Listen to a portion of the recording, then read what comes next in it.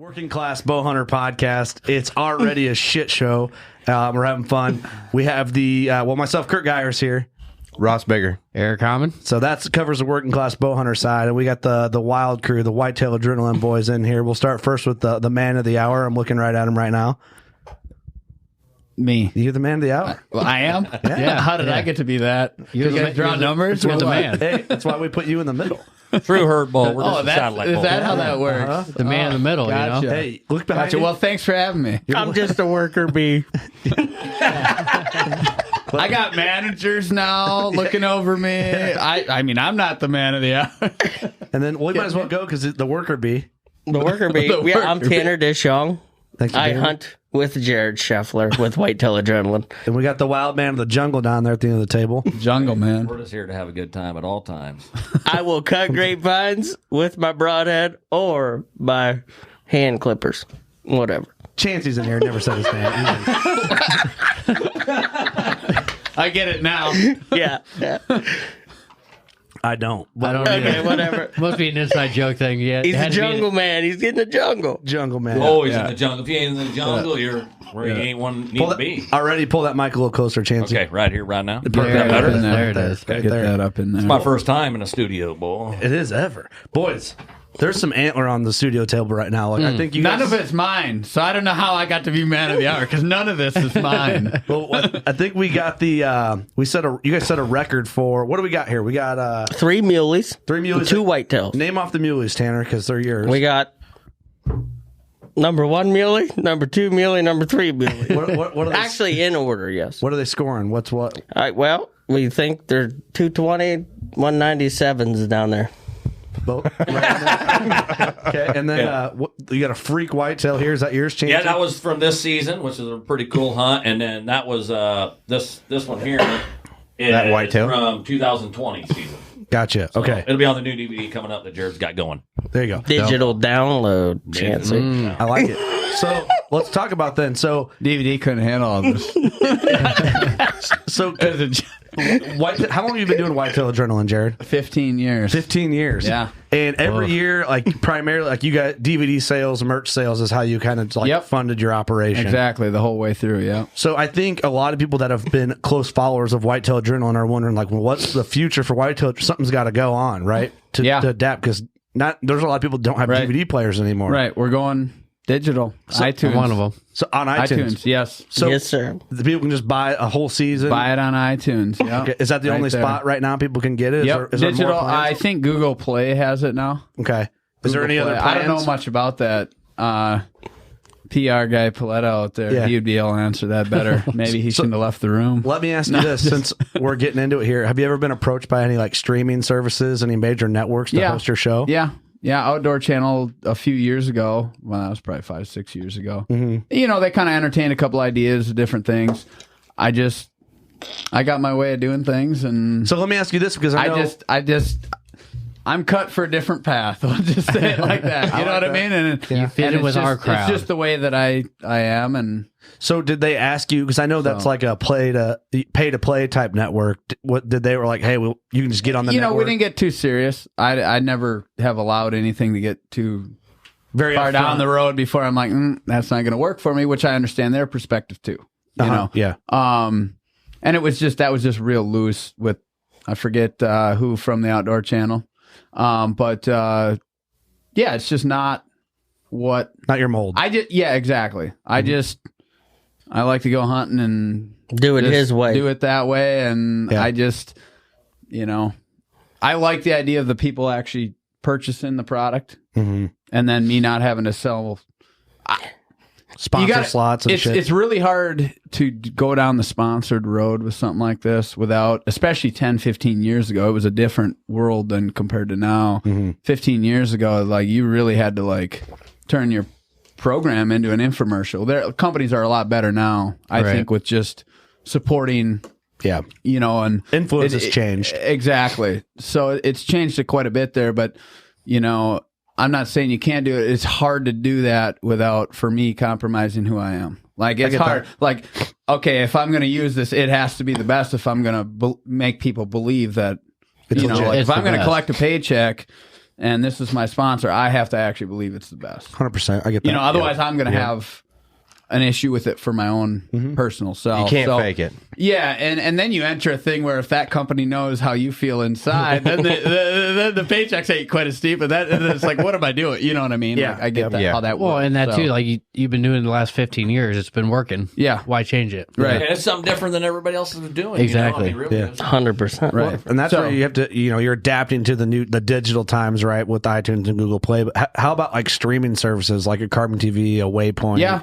Carbon TV, they sent a couple emails. That was years ago. Yeah. All of those, it's like, well, how do I get, and then it goes down this muddy water road of how I'm going to get compensated. I and think- I'm like, it doesn't really work like that Right. for me. Like, Right. I don't do this for fame. Yeah. Otherwise, you know what I mean? Like, You'd be if I everywhere. just wanted exposure, well, sure, that works great. And a lot of people, I think, I shouldn't say that, but some people maybe are okay with that, or they have independent wealth already. Yeah. So it's like, oh, cool, I'll throw my stuff on wherever, and Right. I'm fine being smaller over here. Yeah, I got and you. just carving a little, I think thing. I think kind of what you're getting, maybe you're not trying to say this exactly, but like you could be on an outdoor channel or a streaming service. Anyone can watch your stuff, but they're not actually like you mentioned too. They're not directly buying your product. People who buy your product believe in what you do directly because they physically own a copy in some way, whether it's digital or physical, of Whitetail Adrenaline. They appreciate what you do, as in like they spent their money directly for you and not the network. Right. Exactly. Right. And then in return, we get to hunt truly how we Want to. there's no ties to it. We can truly show like Whatever you want. exactly. Like I don't think there's anybody out there in hunting that has more screw ups and mistakes on video than me. You're looking at him, the guy. Don't be You know fooled. what I mean? Like, Or honestly, I get to show admittedly on that. video, I mean, if I had some sponsors, there'd probably be some that'd be like, You got to hide under the rug. yeah, I'd have to. Yeah. Probably. Yeah. I would assume. I don't like that. Nope. Yeah, I get that. Because then that's not honest. Right. Yeah, I get that. Yeah, it makes perfect sense. And rolling into like the new digital era of like this outdoor space, like were you ever at a point like, oh fuck, we got to make some changes a little bit? I mean, you had to be a little concerned, right? I knew the day was going to come, and I mean our DVD sales have held strong all the way through, so we're blessed in that way. But it's like eventually that's going to phase out, right? Yeah. Or have both options. That was a bit challenging. Yeah. A few years ago when I started to look at it, it's like, okay, well, how do we keep it so one person doesn't buy it and then Copy it. and then it goes to 20, 30 people? Because I don't. I'm going to go do something else then. Sure. You know what I mean? Because I've already decided, like, Do you think you'll still always produce DVDs until like nobody has a DVD player? Because there's something cool about it's like having the book. Yep. It's like something cool about the hard copy. since of the people book have heard that we're moving to digital, there's been quite a bit of like, I don't want to say pushback, but you better still have it. No, we're not going For to give buck up camp. the DVD market either. You know what I mean? We're not. You're just branching out. Yeah. We're going to still offer it in DVD I think until that's it right. obviously doesn't make sense to. Because I don't know if you could tell, I'm a DVD guy. Yeah, you got the biggest I've seen collection your of all book. time. Yeah. No, that's huge. There must be 1,000. I don't A know. lot. I've never counted. Hundreds. Hey, there ain't nothing better than DVDs at a hunting camp. I mean, there's DVD Which players. one you want to watch? I don't like it. Go through the bookshelf. You're going to have a collection of DVDs Yeah. at the hunting camp, and it's just what cool. people love. Kurt's Well, waiting for it to it's come gonna out be on a VHS. continuing thing because you're not going to have hunting camps with dish and sling. Right. You're going to need that. Just throw the TV up and the Let's DVD watch player. that old DVD right here. That's right going to come. Yeah. That's going to still go for many years. And you still that's a have a strong little point. bit of the classic look because Yeah. DVD is obviously not high def. So it's kind of got that little bit of like you're going back in time. Look at The nostalgia, once we started looking at digital, I was like, we need to go back and remaster because we've been filming in HD for all these years. Yeah. Since 08 season. We've been filming in HD, but obviously DVD's just standard def. Yeah. So I was like, we need to go back and remaster, Yep. in HD, regrade, redo the audio, even make it better from all the things we've learned over the years. And then I was like, wait a minute, that kind of like actually degrades the like quality of it. The authenticity of the old, like you're going back in time, and the progression of everything and whatever. So I was like, maybe we don't do that. So I don't think we do. I see your point. I think it's a good. It's kind of like Chancy and Tanner. We were talking. We were looking at the old like monster bucks in North America, like from like 92, 93. Where it all begun. That makes that good. Yeah, you pop that in. You don't want to see it super high quality. You kind of want to see it look like the day it was. The year was produced, I guess. Right. You know? Right. Brings us back to when we were kids. Just so fresh, so nice. Yeah. So you guys had a killer season. If anyone follows you guys on social, which by the way, killer 2 seasons actually. The last 2 that ain't out are. But go ahead. Well, the last DVD you guys put out was awesome, phenomenal. Oh yeah, killer job. Chancy, I think your hunt going in with the boat and losing the camera, like that was. One of my favorite hunts. Yeah, I that think was I've watched awesome. Of all time. That was one like, hey, if this works out, this is gonna be pretty cool. And I had the vision, like it worked out exactly like I like dreamed of it working out, and it don't always happen that way. But that hunt was pretty special. I've dreamed to catch a deer in that spot. Me and Jared's drove by there multiple times. Like this would be cool. Obviously, that piece turned into public, and I was like, "Oh my, it's game on." Yeah, and I think about 5 years ago is when it flipped over. It was private forever. Yeah. And the DNR bought it. Oh, yeah, the DNR bought it because that's you were like, "Oh shit!" All them. We talked about this on the drunken. Podcast. The drunken one. That was fun. But we were all 2 sheets of the wind. But you kept mentioning Jared's got water this time. We were talking about the. Are you talking about the stop sign? You didn't see the stop sign. Yeah, Matt's like, dude. I was like, that guy's stopping. I was so pissed off. I was like, man, he's going to stop. And this deer's going to, when you stop a vehicle of a deer, even whether they see him or not, that deer thinks that person's seeing him. You just can't stop and watch a big caliber deer like that. They're going to get giddy and move off or run off or whatever. And I was like, oh my God, he's stopping. I'm like, why is he stopping? And I peekabooed around the tree and there's a stop sign right there. I'm like, oh, okay, he's stopping. Well, that deer knew that there was a stop sign there because it didn't phase him. If there wasn't a stop sign there and he stopped for, they stopped a little bit longer than he should have. Shit, if you would have, it stressed me out. If you would have blew through the stop sign, they'd be like, "Hey, why isn't he stopping?" Exactly. Like, that was a rebel, and he might sneak up and kill me. Right. Right. It's funny. You guys are out in the middle of nowhere there. The guy was probably stopping to finish his beer. Hit his one-hitter at the stop sign. Before he Probably 100%. Very possible. He's just finishing off, and then sun just went down.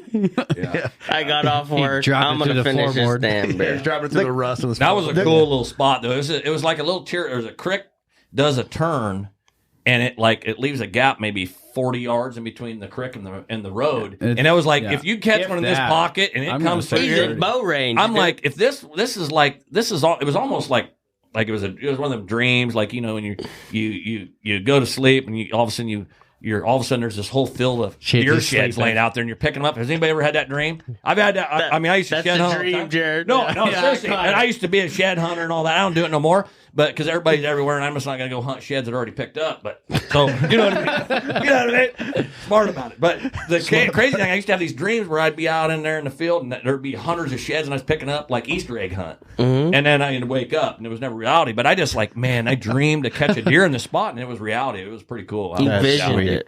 And anybody It was that's seen that kill just falls in love and pumps you all the way. I mean, what a gratifying feeling there. It was, what was crazy about that deal? Me and Matt, when we first seen him, we're driving, and I think it was the first night. I'm not 100% for sure. When you first saw him, it was the first. It was the first night that me and Matt got together. We started at noon and started cruising around, and he was able to fly, or he was able to drive in. He brought the van in. We had a couple mechanical issues. Got it going. We ended up deciding not to take the van because I wanted to take my truck to pull the boat, and ended up seeing that buck like midday, and I was like, or not midday, like afternoon, like 3 hours before dark is when we spotted him. Like, oh my God, that's what we were looking for right there. It's the biggest one I've seen on public. Why I've been wanting to, since I've been hunting public with Jared. I was like, oh my God, that's a magnum.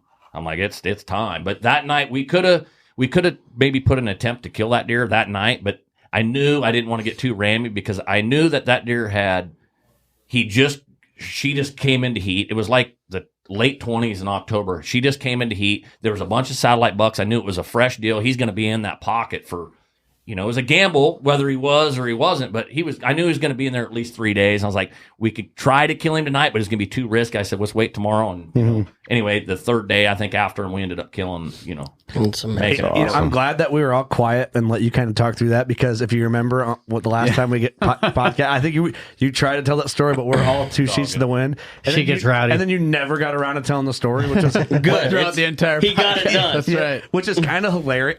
I don't know. Maybe some people listen and like really wanted to know the story. Yeah. But I think like the podcast was just entertaining enough that like nobody gave a fuck if you finished the story or not. That was strictly fun. That was a fun night. Wasn't really it? Was, yeah. Chancy, wasn't it like right before that you did that public land you rattled him in on the ground down in like some willows? That was a different. No, that was the next day, couple next days hunt later. day when he rattles in that Magnum, That 220, Magnum- 215 inch. Yeah. probably. I was almost going to join your club. Oh, Chancy, I should have. You might have to be. It's not your fault. You might have to be uptight on that mic. I think we have like a Right here. I might right here, Yeah, right you up can in hear here. it probably. It's, Get up in there and give it a little love. Get in tight. but Jiminy Christmas, dude, that was a wild. I mean, you rattled him in, and you were on the ground. He and you were talked that about that buck an hour of the 2 3 Oh, hours. yeah. down The footage I had to go I through was was like crying 2 for you. hours at least of content of him just baby fitting. I mean, there was so much. It's like it's all great, but you know what I mean. Well, here's the deal on that deer.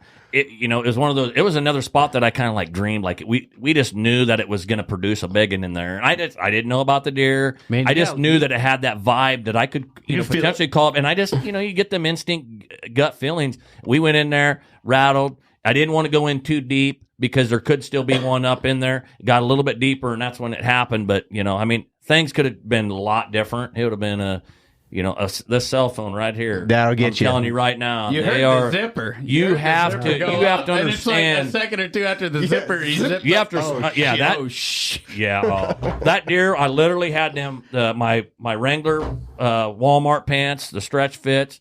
Clean and mean. They're $22 at Walmart.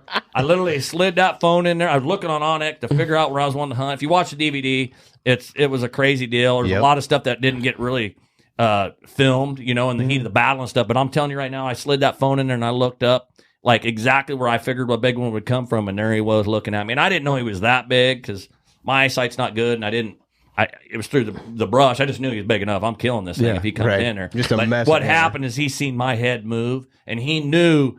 He seen the decoy. I already had the decoy set up. He knew when he seen that, he's like, "Oh, that must be the other buck." So now he's focused on our setup, and which is the worst thing you want, because now he knows. They're not like, "Oh, what's?" They know exactly where they seen that movement. Yeah. He come down in there. He was just too much focus, and if I wouldn't have moved and messing with my phone, he would have killed that decoy, and we would have killed that too. It's too bad you couldn't get that decoy to head shake or something. Yeah, there was too much focus on me. He seen that one. He's like, you know what? What is going on over there? I need to figure it out. And he just had too much alert over there. And it just, so I want to ask this, and if I'm intruding too much, I get like what you guys do is a little more fragile.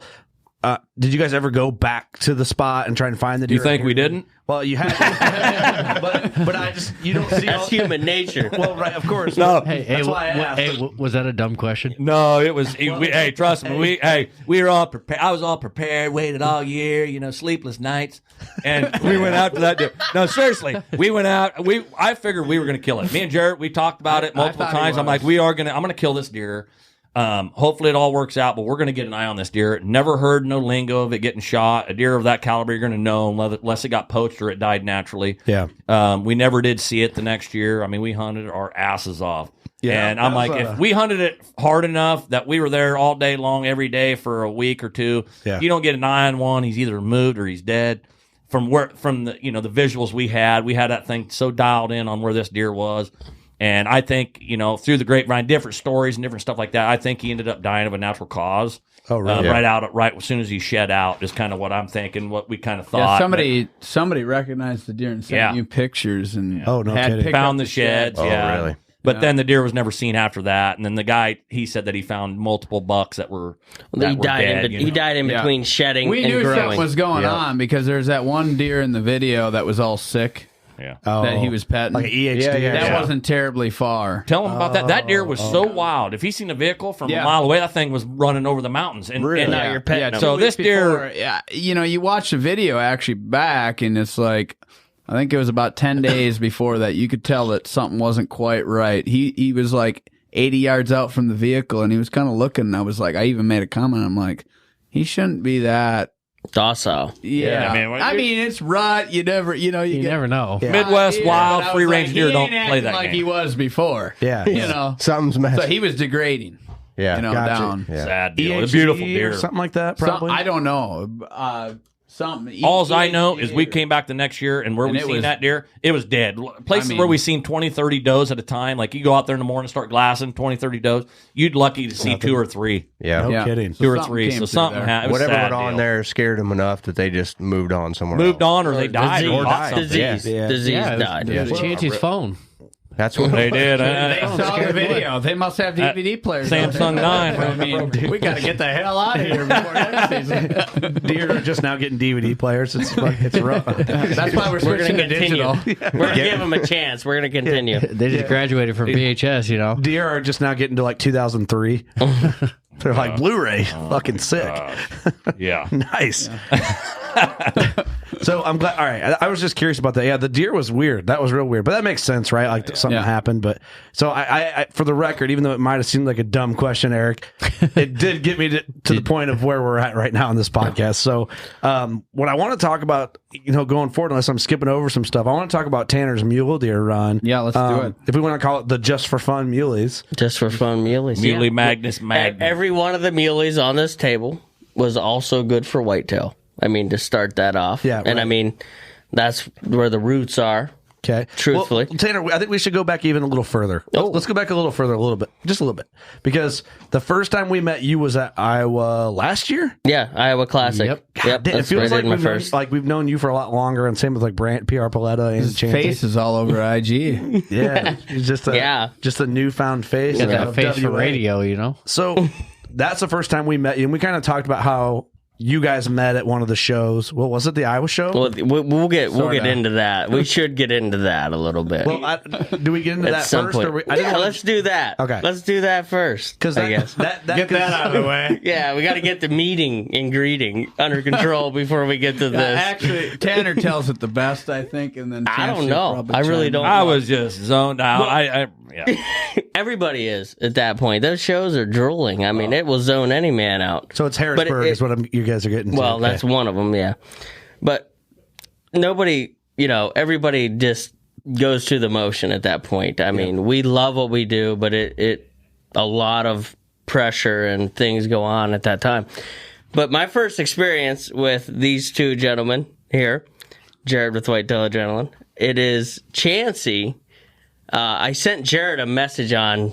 I'm probably going way too in deep with this, but didn't get it. I sent Jared. Yeah, Jared didn't get the message, obviously. So I started sending Chancy my kills from like 2018. Let's say I don't even know what year it was, but I was like, bang, bang, bang. I was traveling out west. I'm like, here, look at this shit. Like, come on, man, let me in. He's just. I was casting. I tried him first. That didn't work, so I went to him. And he's never replied to any of my messages either. Damn right, he's too busy. He still hasn't replied.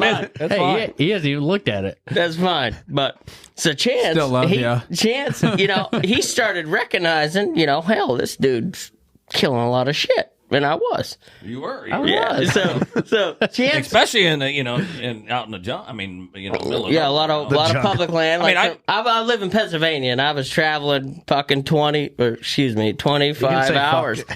25 hours to kill this stuff. Shit. I'm kind of now just joking. Relax, dude. But so I started sending Chancy all my kills, and so I thought that Chancy would show Jared this stuff, but that was not the case. It come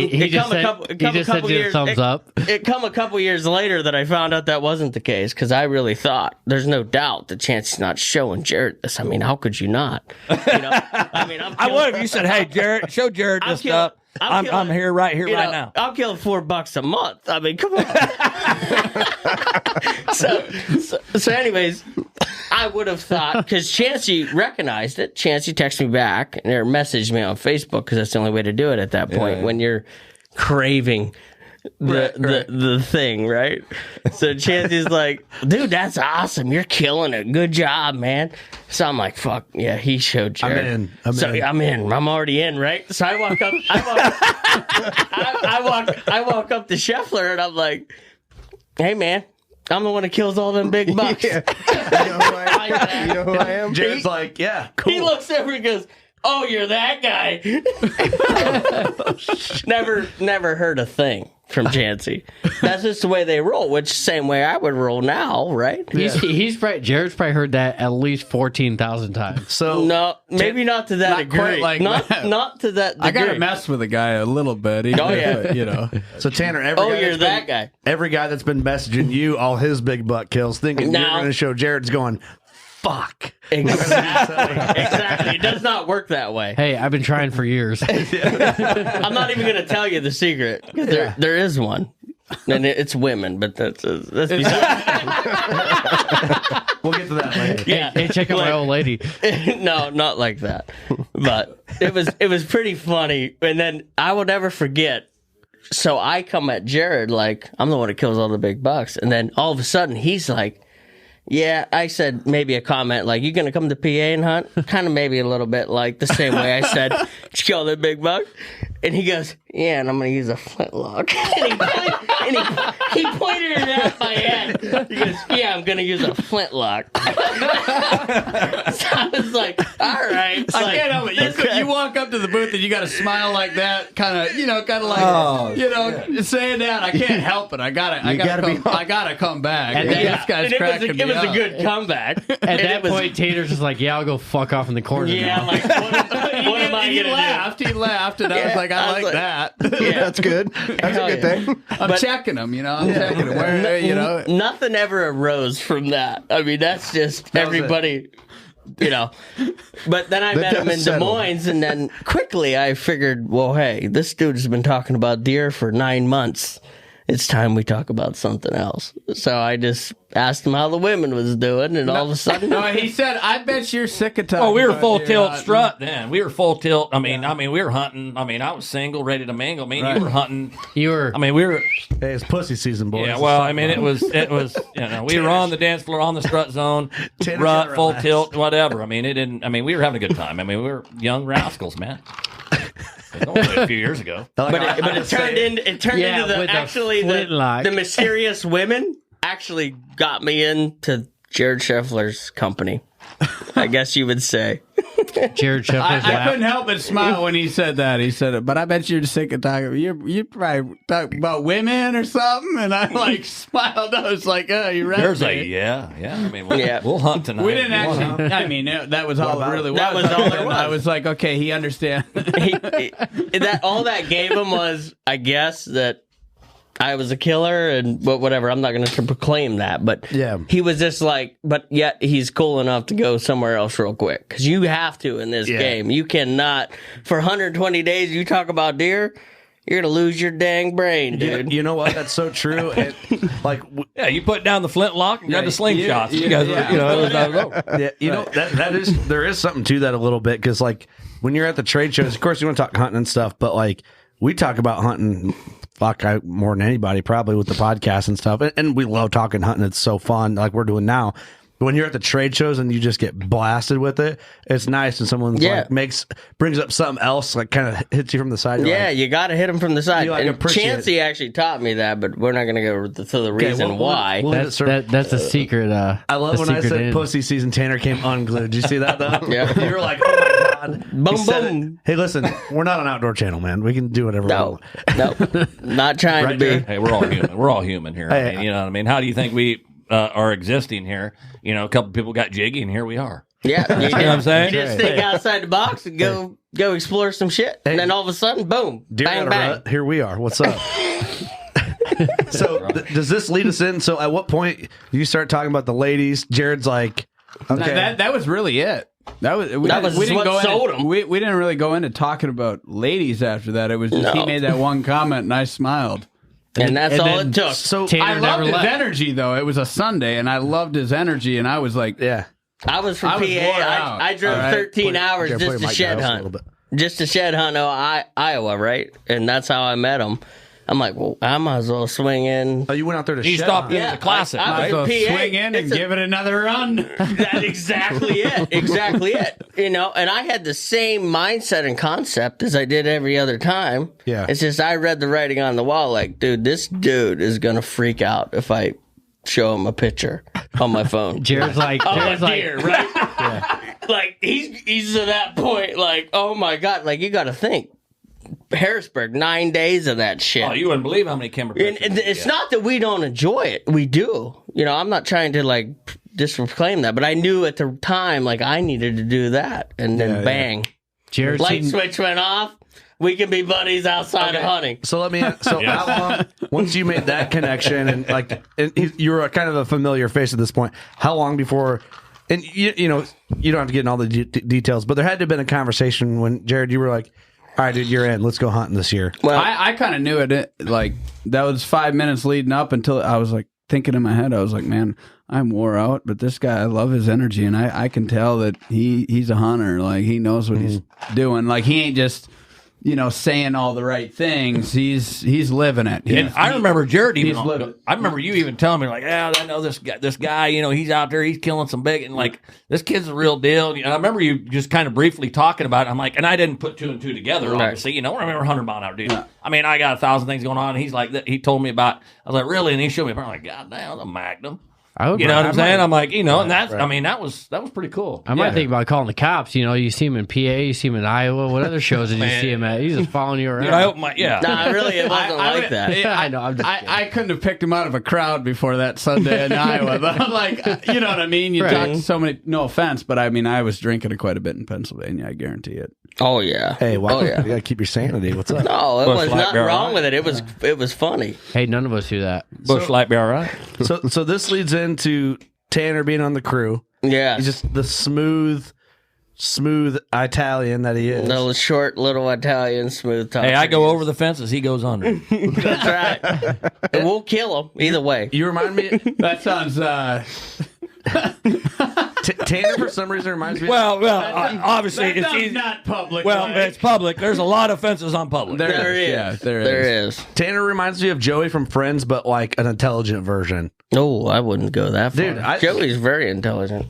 Charismatic. But anyways, yes, I got brought on. So you rolled in. Supposedly. Yeah. So and this we had a rolled in- lot of fun. So this rolls into mule deer. No, it didn't at first. I mean, Well, not on purpose. no. It sounds Like I said, everything on this table was with a whitetail tag also. So, A deer tag. General deer tag. well, yeah. For either or. Either Right. or. And it just so happened I seen the right muley for the day, and we went after it. For the day. And then, Jared said, "You know what? Listen, you kill 3 world-class muleys in 8 days. You can come and party with it." And he's like, day 7. Here we are. We got them all. But here I got kind of piggybacked. I did, because the day that I piggyback. kind of damn near started, he's like, "Well, yeah, we can shoot mule deer." Well, okay, cool. Because I've seen a couple. Yeah, whitetail adrenaline mule deer. Yeah, whitetail adrenaline. I did open up that door. Yeah, you're like, right. yeah, you can shoot a mule deer if he's good. Well, good. Big deer are interesting no matter what Yeah, they are. They are interesting. I'm cool with either flavor. I don't feel like Jared agreed with me just now. What's that? Sorry. Big deer are interesting no matter what. Big antlers are just interesting. for sure. They are. Sorry, I said it and Jared looked at me like, yeah, I know they're not. No, I was up with Jared. Whitetail adrenaline. Jared just hates Well, me. we can get on the line. We can get on the line that mule deer are stupider than whitetail. We can do that. I'm cool with that. Probably. Yeah, we can. We'll discover some things that not all the cases that is true. Yeah. Of course. But then the second thing is the first time I entered his house, he's like, "Hey man, you can go uncuffed if you want." I'm like, Okay, so what? what's on Hold cover? on, you just dropped it to the world. Okay. Oh, Hey, you That's supposed to be top secret. oh shit! No, wait. I wish. You want to know the truth? I was going to ask that question. If we went Off the cuff. off the cuff. Have it on my Oh nose. shit! Okay, we put up. No, I'm sorry. I'm Let sorry. Jared- No, let you, Jared you handle totally blew it. Tanner discloses to the world. It was going to come out in this podcast anyway. I was gonna ask it. I know you. Oh, so you got prepped on this.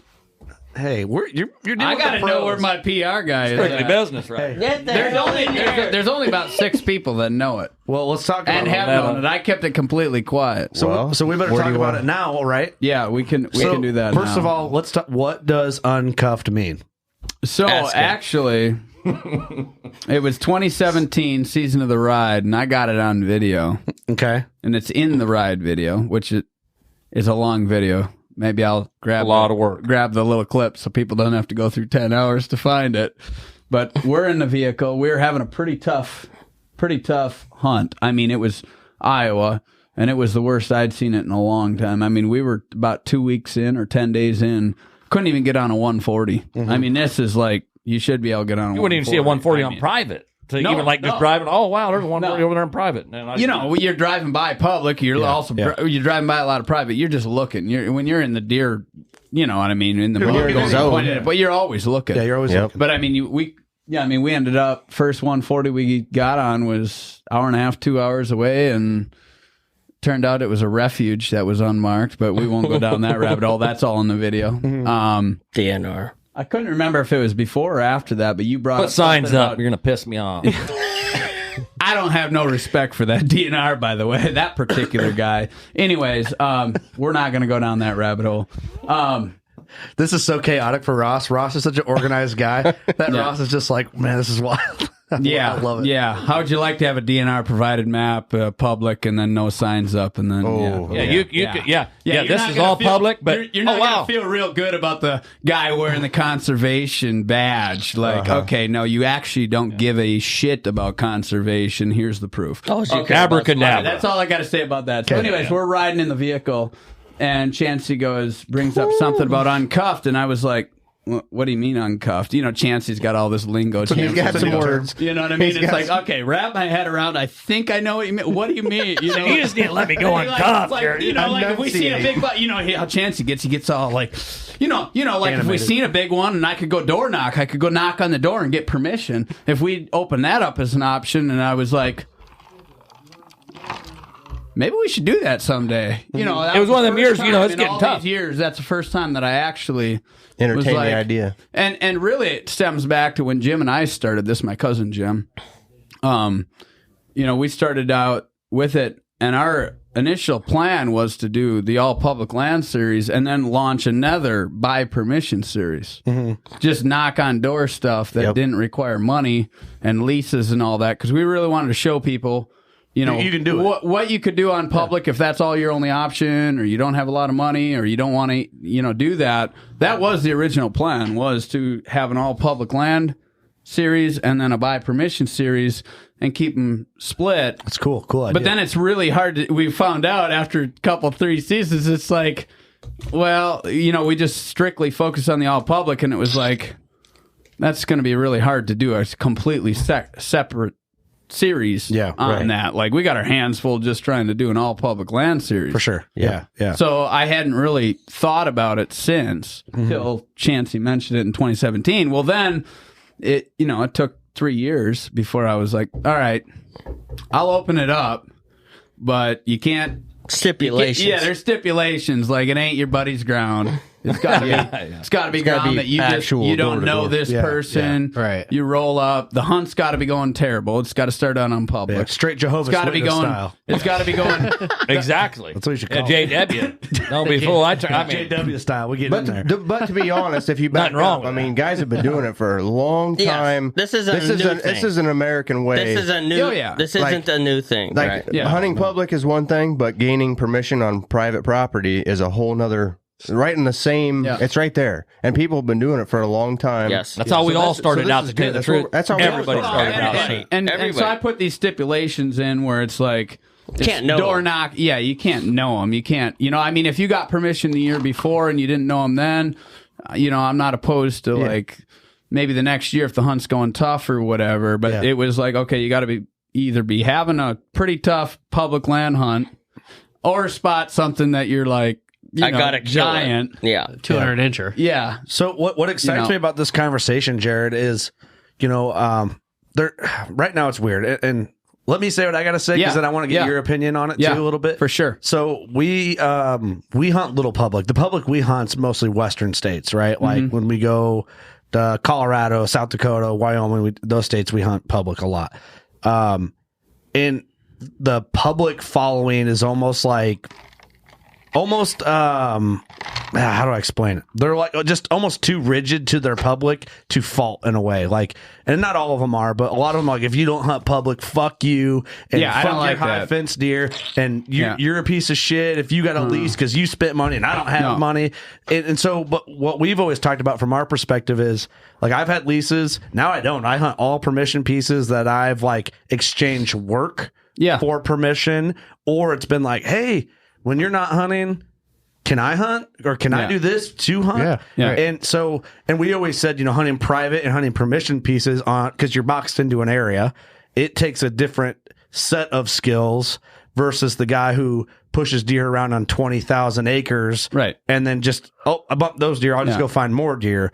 The skill sets for both of those scenarios are different. Correct. That's right. And you do agree that, like, you know, some of the strictly public guys kind of get annoying. Oh yeah, no, right. That's why he didn't want to go down. I don't want to be grouped in with, you know. First of all, I'm kind of different altogether, just human being as it is. That. You know what I mean. And it's fine or whatever, but I don't like being grouped into that. Well, to give you credit, Jared, you know, before you go on, to give you credit, you guys have always boxed yourself out of the annoying public land guy.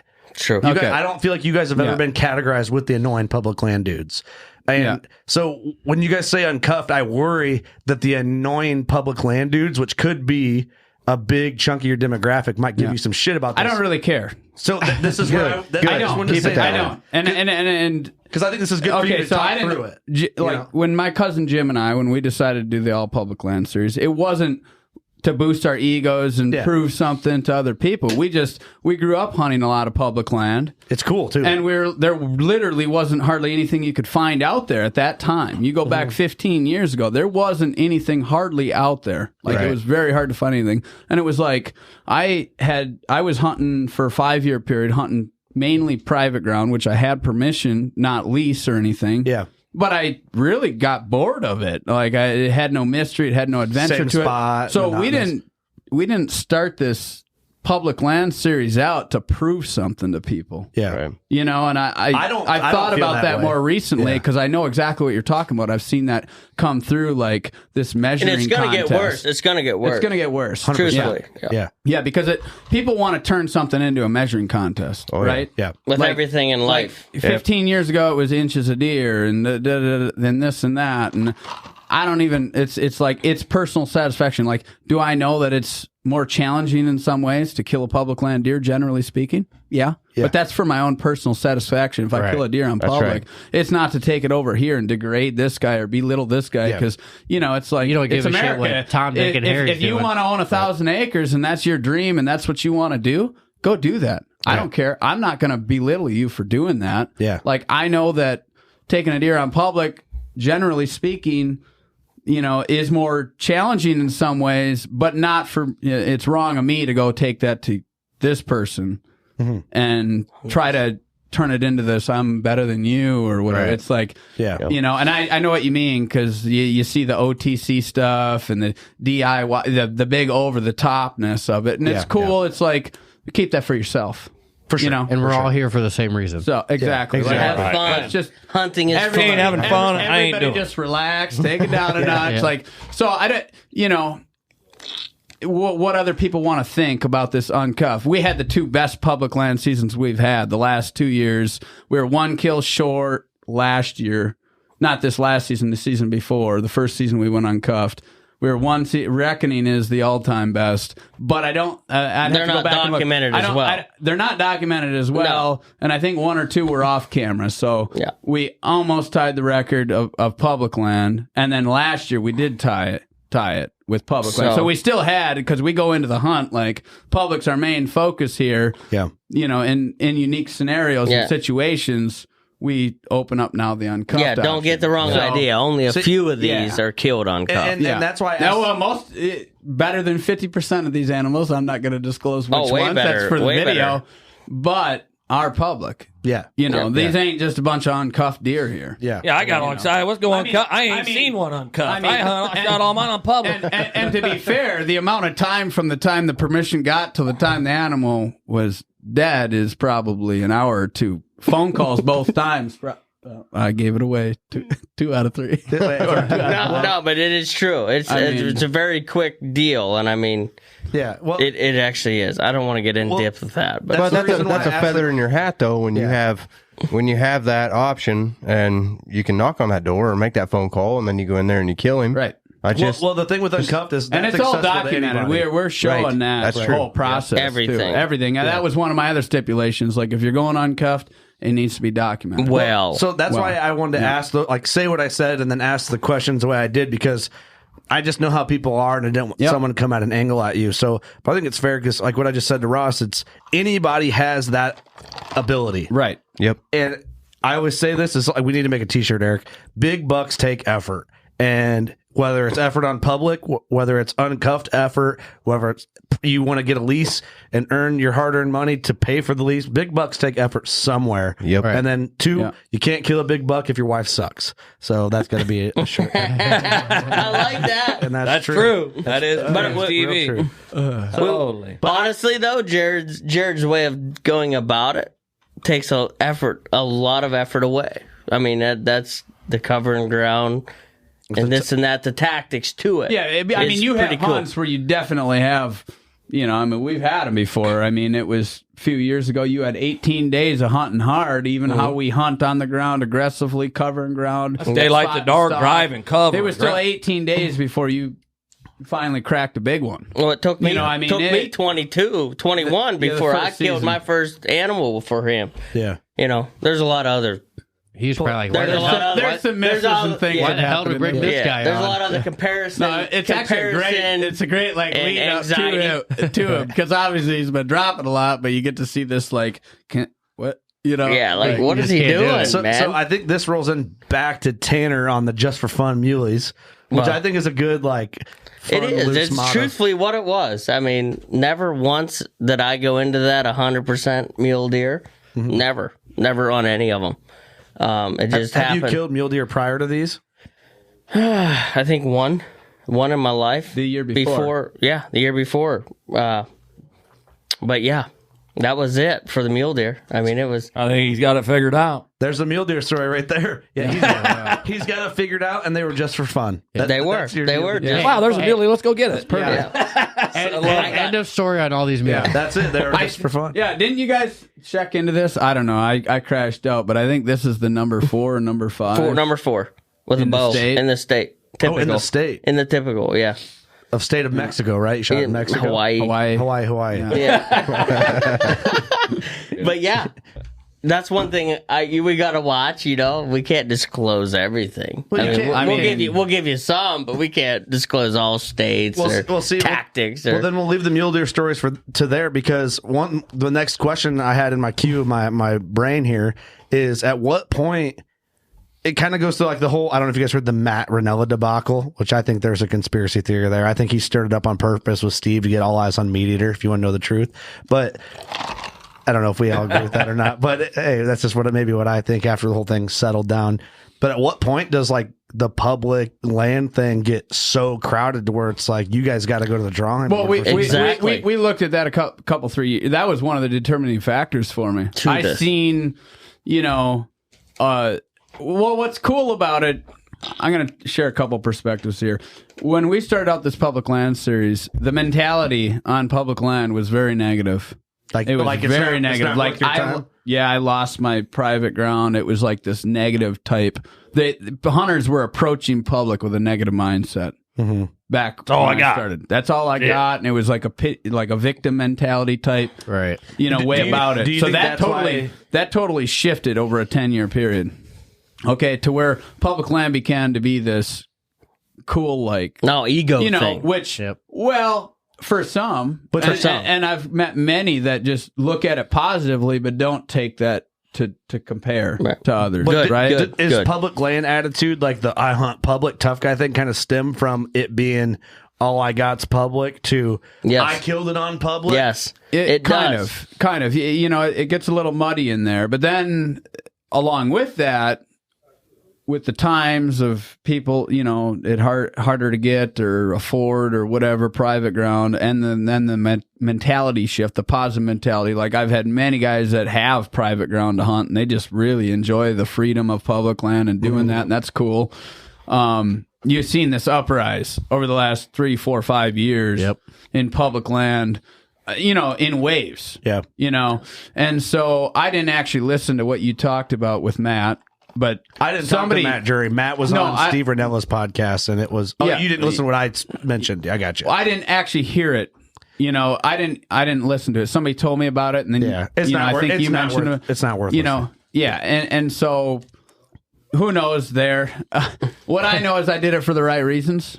Mm-hmm. You know, I've never taken $1 from any company for a sponsorship or anything, and I did it for the right. I know the reasons why Jim and I started out doing this. Yeah. And so I'm not going to allow that opinion to come in. You know, I'm not going to dictate how I feel based off of this guy's. Right. Exactly. Well, now, if he said something that I had to actually check my, you know, or any individual says something that it makes me think like, is that actually true? And then it's like, okay, if I did it for the wrong reasons, maybe I got to make a shift or an adjustment there. Sure, I can get around that. But if like, I'm not going to allow that to dictate how I feel about me or what I've done with the company or what we've done. I believe he was a little out of pocket with a lot of things he said. Like, he's a hypocrite in my opinion. He basically said if you make, basically he would tell you, this is what I gather. Maybe I'm wrong, but this is how I wrap my head around it. So he would have said, you're in the wrong because you're making money off hunting the public lands for your DVD sales. And you're bad for an influencer, and you exploited spots because you're hunting public, and it made everybody want to go hunt public. I don't even exploit the states anymore. Right. As you I couldn't pick that guy out of a crowd of two, dude.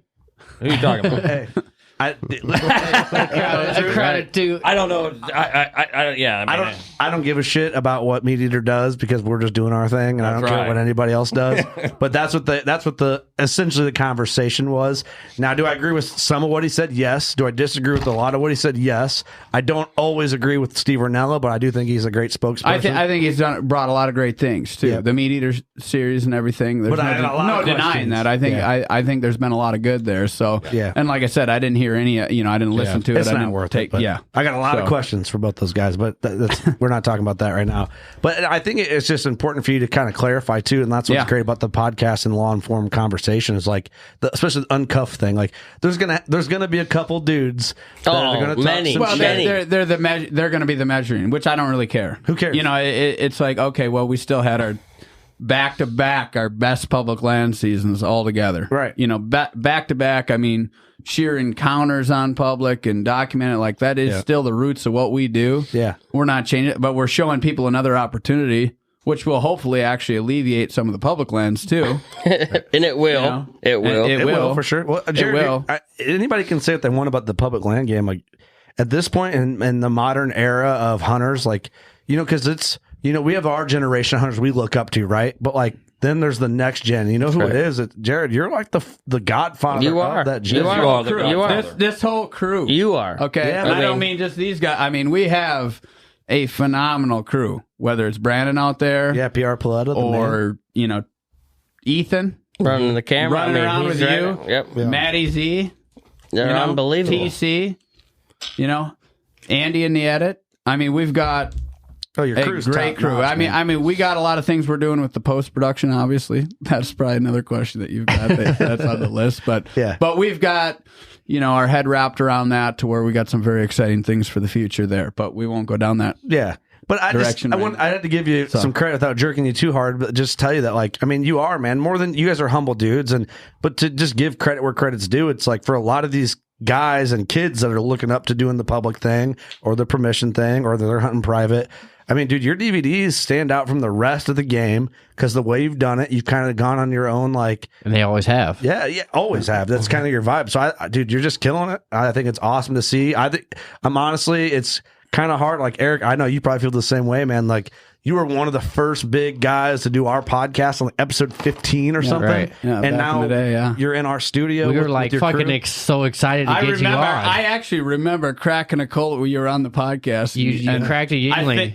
I think you guys cracked one, or I heard it, or you Yeah. mentioned It's time. something. But I remember where I was in the kitchen grabbing one out of the fridge. Yeah. But for us, it's cool. But and to call you guys friends and stuff is even cooler. But and it's cool that you're actually cool because there's a chance you could have just been a straight douchebag. That's true. But for a lot of guys, dude, you're like the godfather of you're like the modern public land pioneer. You're on the top tier. Really, that's probably the best way to put it. So I mean, the one thing that I really want, other hunters, whether it's youth or whatever, is like, don't use us to measure yourself and compare it, because it's a never-ending road to misery for yourself. Don't use anyone to measure yourself. None of these racks up here on this table are mine. It's these two, right? Well, that explains it but right if I there. compared myself to what these two have done, or less, I'd feel like a shitty hunter, right? Yeah. I mean, let's just, I know what you're saying. you know what I mean? I know what you're saying. Yeah, Don't do it.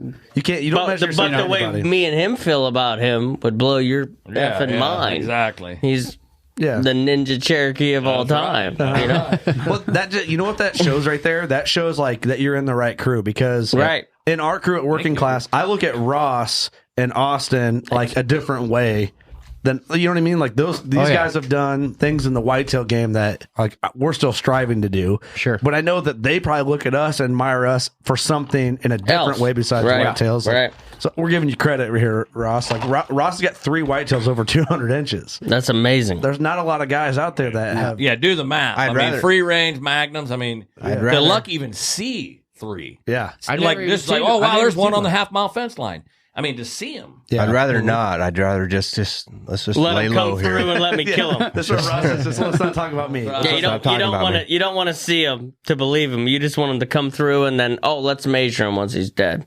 That's way funner. Yeah. Ross isn't big.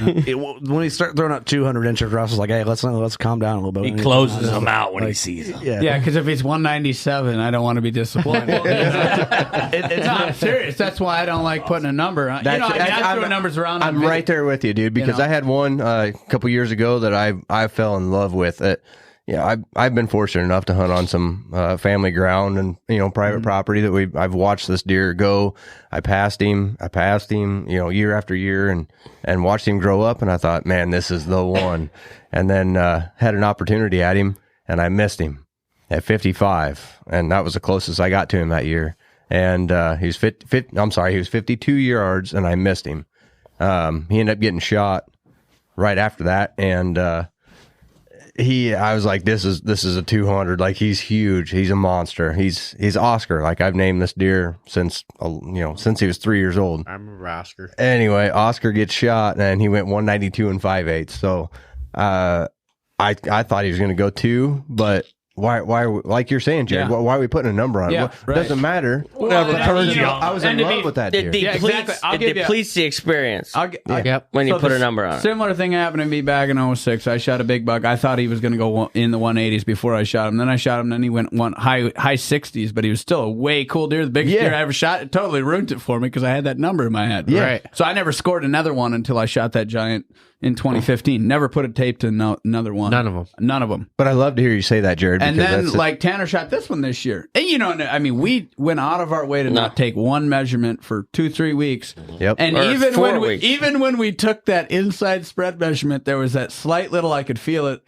come in my, because I had, I figured around 30. That's or what I thought. something like that. I don't know, whatever it was. It ended up being 28 and a half inside. And there was, for a brief little second, there was like that little disappointment that it didn't. Yeah, so it's already. You know what I'm like? Get me out of here. Yeah, don't get in negative. Because he's a magnificent animal. Exactly. So, I'm just being honest. I felt it right there. Yep. And I've been very careful to guard it all these years. Yep. And just not even have fun. go down that road. Bottom line and I is- can feel it in that little bit. It's on video, and I'm sure people that can read other people can see it. in Yes. me. But that number, that number sucks, man. When you said it. The number is the root of all evil. Yeah. I mean, to this game. You take Everybody wants ground growthage. And that deer, thank God, had it. But you just have fun and hunt. I'm glad I mean- can't score deer, or I can got some pretty good on the hoof, but not very good. Yep. I'm glad with that. You want me to be honest? Please. I grew up hunting. I grew up hunting with a guy that was a Pope and Young measurer, and I became a measurer when I was 20. And I've been a measurer ever since. Well, when I think Pope and Young, Boone and Crockett are good for things. You know, they're good for certain things. And I grew up like so hard on it's the net score and this and you know, the ethics part of Pope and Young was really important for me early on. That's why I feel like I have like a hatred for poachers, because of like I was instilled that strong ethics mentality as a young hunter. I love that part, but I discredited a lot of deer that I killed when I was young for a long time because they didn't net well. So I would show a picture of one of my biggest bucks and be like, yeah, this buck, he's a 132, but he grossed in the 160s. Right. And I always called him a 132, and I'd go to like a bar or whatever and show it, and they'd be like, that's it? That's all gross, sword? baby. All gross. Yeah. I should have been given that. Give deer them what credit. they deserve, Give baby. them what they Gross. deserve, you know? But you get Gross a deer all day. You get a deer that can net 132. Yeah. But he grosses 163 and some change, and it's like, That's bullshit. Yep. Nets are for fish. It goes again. That kind of goes into that. Like, if we didn't care so much what other people thought, we wouldn't give a shit about the numbers. That's right. No, And that's something like for myself, I've made some huge progress in over the last like 6 months to a year. Thankfully, I never had a huge problem in the hunting aspect. Otherwise, I mean, there were many people that thought back in the day, like trying to tell me like, you're never going to be able to produce a public land video, every year. Like, you're out of your mind, you know, because it didn't exist. Like a video coming out every year for public land, at least in the whitetail space. yeah. Nobody did it, you know? Yep. And that also then led to figuring out the most efficient way To do it. beautifully that just aligned with like, okay, what is the best way? Because we only had one camera. We got to capture this. We're weekend warriors. Yep. You know, it wasn't, we weren't able to go out there 80 or 100 days in a year. How many years into doing Whitetail Adrenaline did you jump full time? Like, how long did it take you for like, I think I'm going to do this for a living? I did it for 4 years, and I did some part-time work on my uncle's farm, and all of a sudden it hit me. I was like, you know what? It was actually it was when I was editing the 4th video, and that was the first year where we did all on the ground, and the encounter rate and the amount of footage that we got went through the roof. It was And enough. it was May of that year, and I was like, I'm not making that much going to work on the farm for a few hours a day. Yeah. Plus my gas money there and back. Right. I might as well just bite the bullet and dedicate all into editing to get this thing done, to sell it, you know, and that's when I took the leap. That's But I mean, awesome. if people knew the background amazing. story leading up to that, I mean, I was severely in debt when I started this, didn't own a vehicle. My dad borrowed me. I had to sell my truck about 6 months before or a year before. Had to sell that because I got in debt real bad when I was young, 20 or 20. In my 20s is when early 20s is when it started, 2021. And so I sold my truck. My dad had an old minivan he let me borrow. Yep. And that was the first hunt vehicle. That's A awesome. borrowed van and severely in debt. That's how I started. That's awesome, dude. How old were you when you went full time? When I went full time, I would have been 25. No kidding. Yeah. Man. That's awesome. That's impressive, man. Yeah. How scary was it to just be like, I'm all in, all chips are in? It was a bit, but it was like when I looked at like, it's a wash either way because I'm not making that much by, Yeah, right. you know what I mean? A few hours a day on the farm isn't. Yeah, putting you a made lot stuff of my- happen to make it, you know what I mean? Yeah. Make it to where it's Yeah, something you really yeah, want sure. to chase. So That's cool, man. I mean, the one thing I never had doubt in my mind, like I just never even. yeah, It was like just what whatever you're I gonna got to do to scrape by, get by. There ain't nothing he does that 72 he isn't cents. confident about. I'm just going to tell you That's right. now. That's right. I mean, when I met him, I'm like, yep, I see the vision and I seen it. And I was like, this is different. Awesome. So, Chancy, that's a good point. Like, when did you, like, all of a sudden you're in on it, man? Yeah, well. Because you've been a strong personality in this whole ship for, a while. But, like, when was, like, how did this introduction go with you and Jared? And then when did you dive in? Was it 'Cause- blonde I hair told chick? a little bit of Yeah, that. I mean, we were, Blonde. well, I traveled. Oh, yeah, okay. Let me do it a little quick. I can't blame the we, man. we did talk about We did. this on the drunk Yeah. podcast. Yeah. I do remember that part. But that's how drunk I was. So Well, I'll do a little quickie on it. So we were traveling around. I was doing the shows, traveling, selling my artwork, my wildlife paintings. That's right. Selling my wildlife paintings, and I was doing the turkey decoys, fully flocking them, spinning strut. I'd flock them. Anyway, long story short, I got my booth set up 10 by 10. I've been selling my artwork for a few years. I don't know, maybe 3 or 4 years. It was like my sophomore year of high school, maybe before. I don't know when it was exactly. And we were at Madison, Wisconsin. Pretty sure was it Madison? No, it was Minnesota. It was Minnesota. We're at Minnesota. Yeah, Minnesota. Because it was like that arena thing, right? Yep, correct. Yeah. And we were in Minnesota, and I'm like, well, got the booth set up. Let's go. I'm going to go walk around. I was by Do a myself. cruise lap. I'm going to go do a little, because when you're at the booth, you're kind of stuck there. And I was by myself. I'm cruising. I'm cruising, seeing what the show's got to offer, Shaking what's for there. babes. And and I'm bebopping around single. Don't be fooled. Don't be fooled. Nothing locked me down at them. Yeah, and we're cruising through the arena. You gotta myself and I see TV going. I see the DVDs, and I see this good looking blonde over there. I'm like, cool. I'll go cruise over here and see what she's got going on. You know what I mean? Hey, say hello. You know what I mean? Might say hello. I wasn't shy. I wasn't shy. Chancy has never had a problem with women. No, never. Don't be fooled. I was a late bloomer, boys, but it's all good. But I went down and I was talking to the girl. Oh wow, what do you got going on? Oh, we've got the Whitetail Adrenaline DVD. Da da da da. And she was telling me. And what season was it? That would have been our second year, right? So you built the first DVD. Boom, and this kid we might have only had the first at that point, I think. I was in the edit on the second book. Yeah, and he had the most amazing booth, 10 by 10. Like he's a very artistic person. It was a 10 by 10 at that point. I can't imagine Whitetail Adrenaline being a 10 by 10. It was a 10 by 10, but it was a sick 10 by 10. I mean, he's ornery about it. He's smart. Trust me. He's got other avenues if this don't work out. Let me tell you something right now. He'll be... trust me, this is what he needs to be doing. He's put on this earth to do what he's doing. Yeah. That's why he's doing it. But long story short, I'm talking to this girl, flirting with her, all giddy about it, nice gal. And all of a sudden, I'm flirting with her, like, legitly, and she knows she's giggling, but she's kind of awkward. And all of a sudden, Jack in the Box, Jared pops up behind the booth. He's down there tucking stuff away, and he heard me talking to this chick, which I wasn't inappropriate, but he just had that shit-eating grin that he's got at all times. And I'm like, oh my God. Holy, I said, hey, what's up, buddy? You know what I mean? He's like, you didn't have a clue who the hell I was. I didn't know what he was doing. I didn't hear Whitetail Adrenaline. I seen DVDs. I started watching. I'm like, wow, this is cool. This is different. And that's how we became friends instantly. Right here, right then. We connected, switched numbers. Girlfriend. And for probably 4 or 5 years, he's like, hey, Chance, hey, you wanna do a little public hunting with me? Let's do it. And I was like, yeah, but I had my own ground, like private. Big deer. Well, I thought, I was zoned in and I didn't really want to go anywhere else and do that. And I was like, maybe I'll do that. And finally I lost enough ground, from nothing wrong with leasing. Like I said, I wasn't able to keep up with, I wouldn't be able to pay the lease. I didn't have the money to do that. And I lost enough ground. I was just so pissed off. And he sensed it. He would come down. He was hunted a couple of years on public. And he said, are you ready? Are you ready for Are you ready? And I was like, hey, I'm like, all right, let's go. I knew if I cut him loose, he didn't, he was a tree stand hunter then,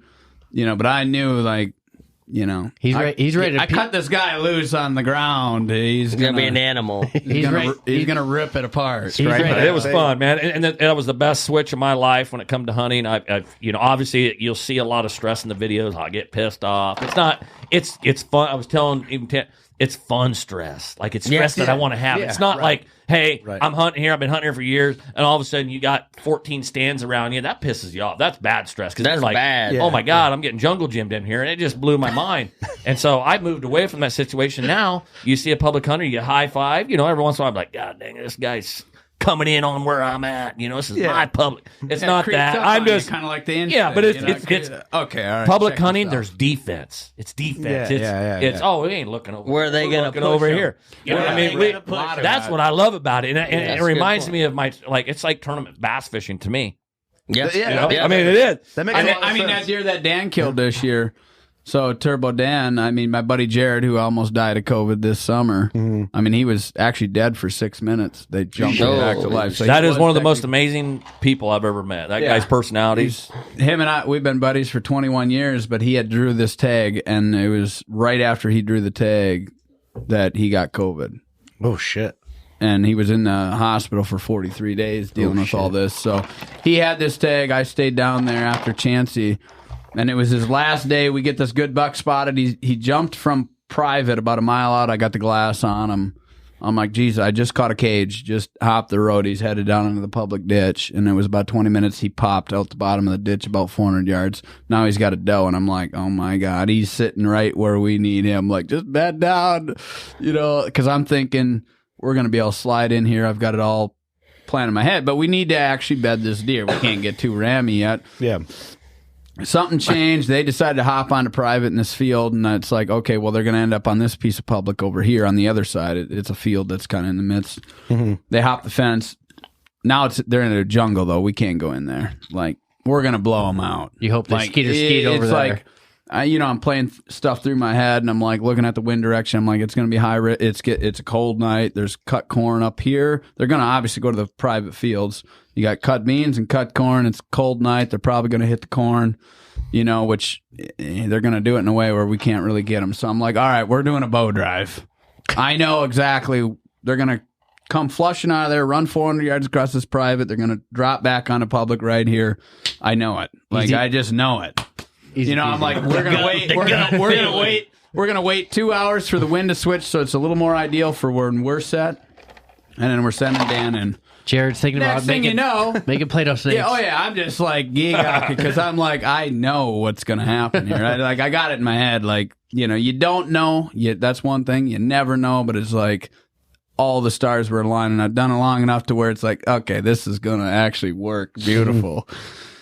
And then all of a sudden there was a guy going for a walk. Didn't have a bow or nothing. And I'm like, oh no. So it's like, all right, Dan, get going. He's got to come from the other end. But I know, like, unless this guy takes a break for 20 minutes, he's going to flush this deer before just Dan a granola guy stopping to hit his one hitter. You got to get to make a move. Big Buck Punk TV, like I tell you, dude, it's a bad disease. It just happens.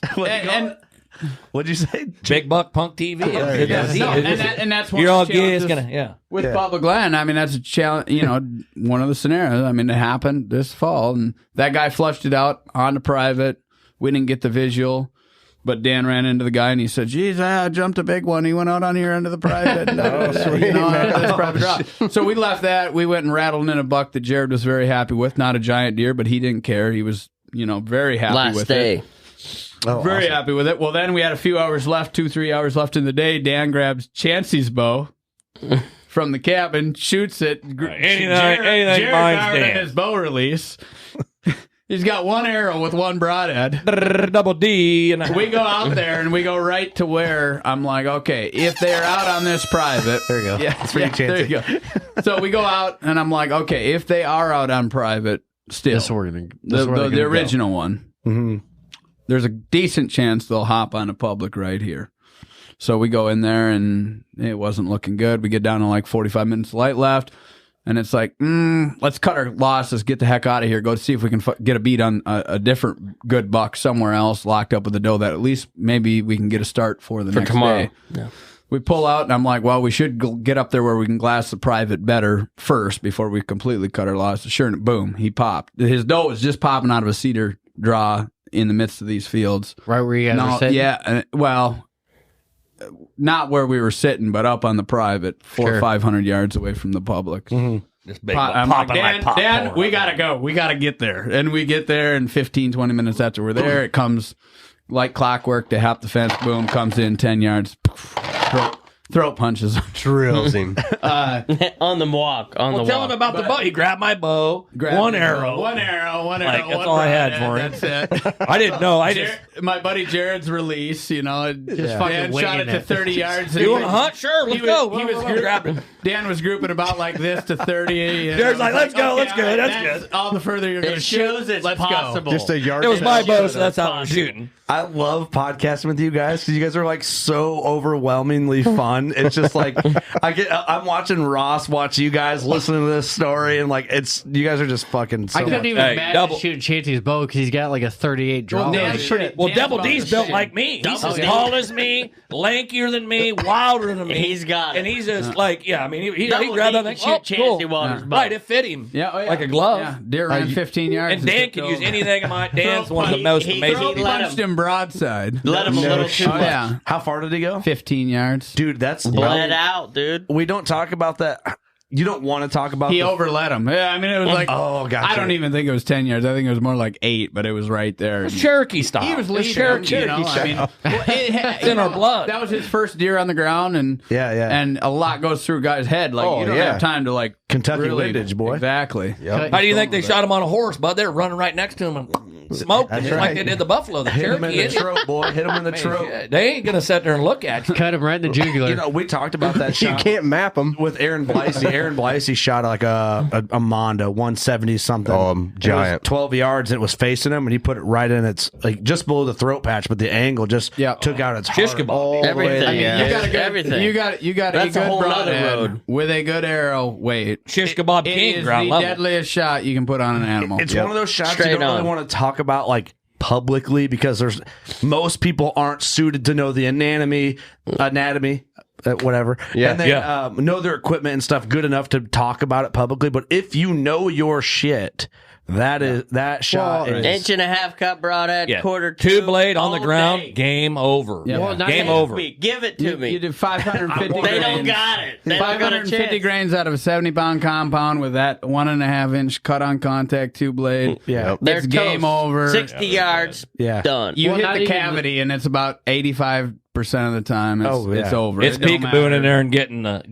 I think what gets dangerous is guys hit the brisket because they don't realize where they need to be. Gotta go higher. And that Yeah. anatomy because the brisket's just meat and fat. It's a lose. Well, from a tree stand, you're at a bigger disadvantage from angled. Yes, Right. yes, You right. know, like ground, that's different. you got to be, from a tree ground stand, you is have to be beautiful. very conscious of your exit hole. Well, you always think. entry and Remember exit. Stan Potts when he killed that 200? Yeah. And he Which shot that one? thing right up it.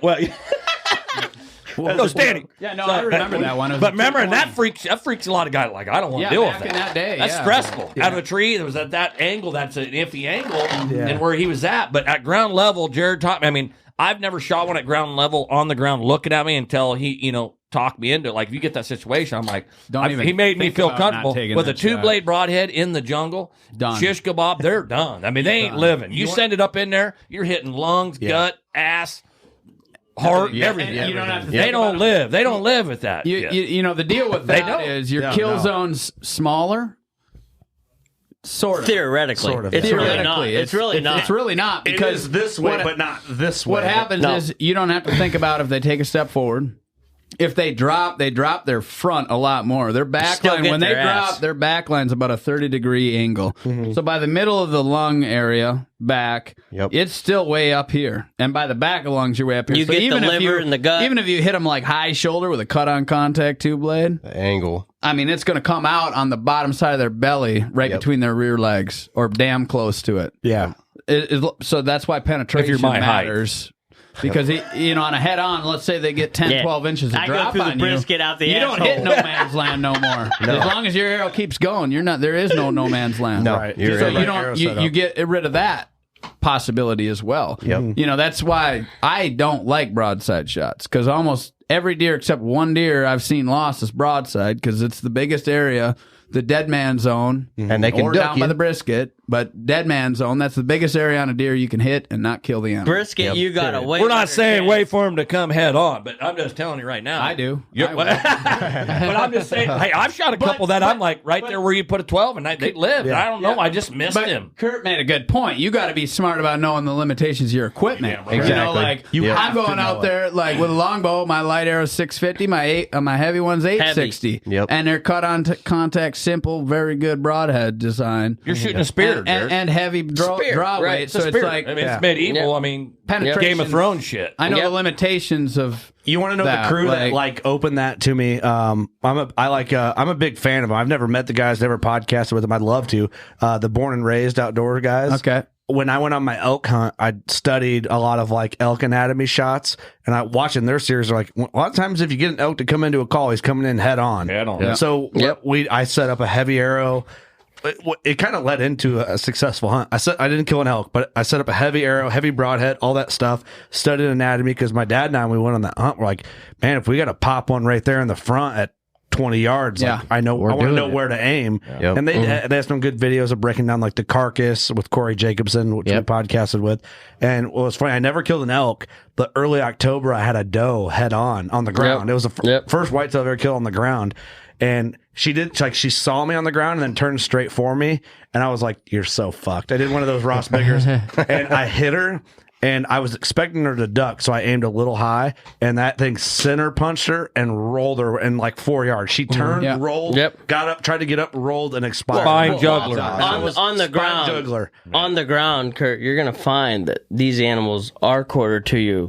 I think 75, 80% of the time. They sense you being there, so they're ready. Their automatic reaction is to face the problem. Right? Yeah. So that's... You wait for broadside. So if I'm going out there, we gotta believe in what we do to be able to put 2-blade only. The Indians had it right the first time. So if I'm going out there, you're right. I don't view bone on an animal like I'm going out there with a setup that I don't care if I hit the bone. If my arrow ain't good enough to penetrate through any bone, I don't visualize. I don't see bone.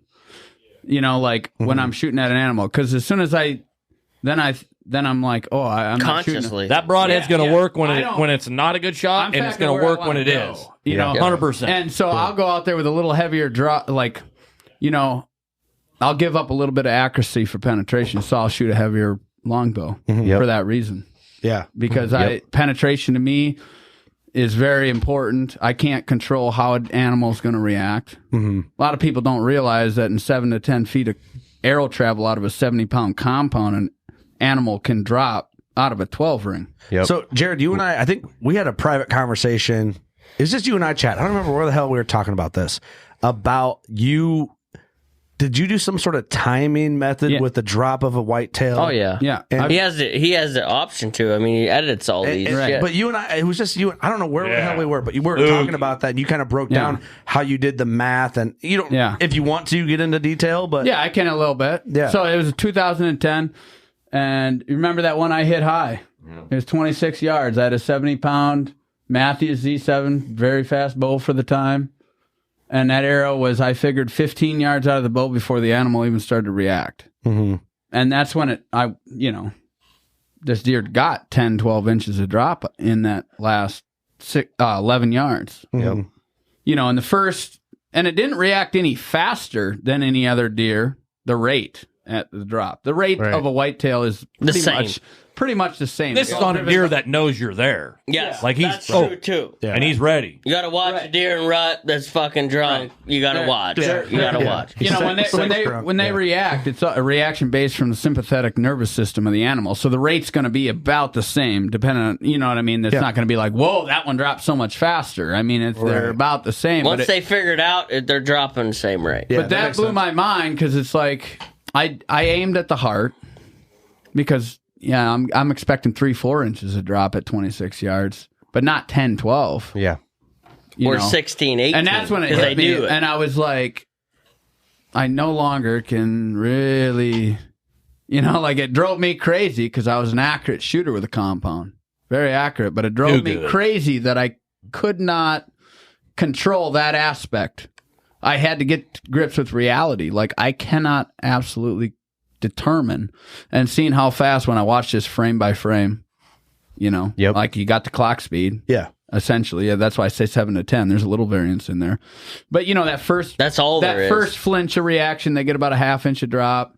Then the next frame of video, which is a 30th of a second. So you can run the math. I'm not going to go down all that road. But, you know what I mean? Do that right now. But he's got to watch 100 and some. He's a scientist. The I next promise. frame will be about an inch and a quarter to an inch and a half of drop. Then the next frame, you're getting into 2 and a quarter, pushing 2.5 inches, and then the next frame of video, you're another 2.5 right in there, inches of drop, and then it starts slowing down just a little bit to where it's like right around 2 or just under 2 inches of drop.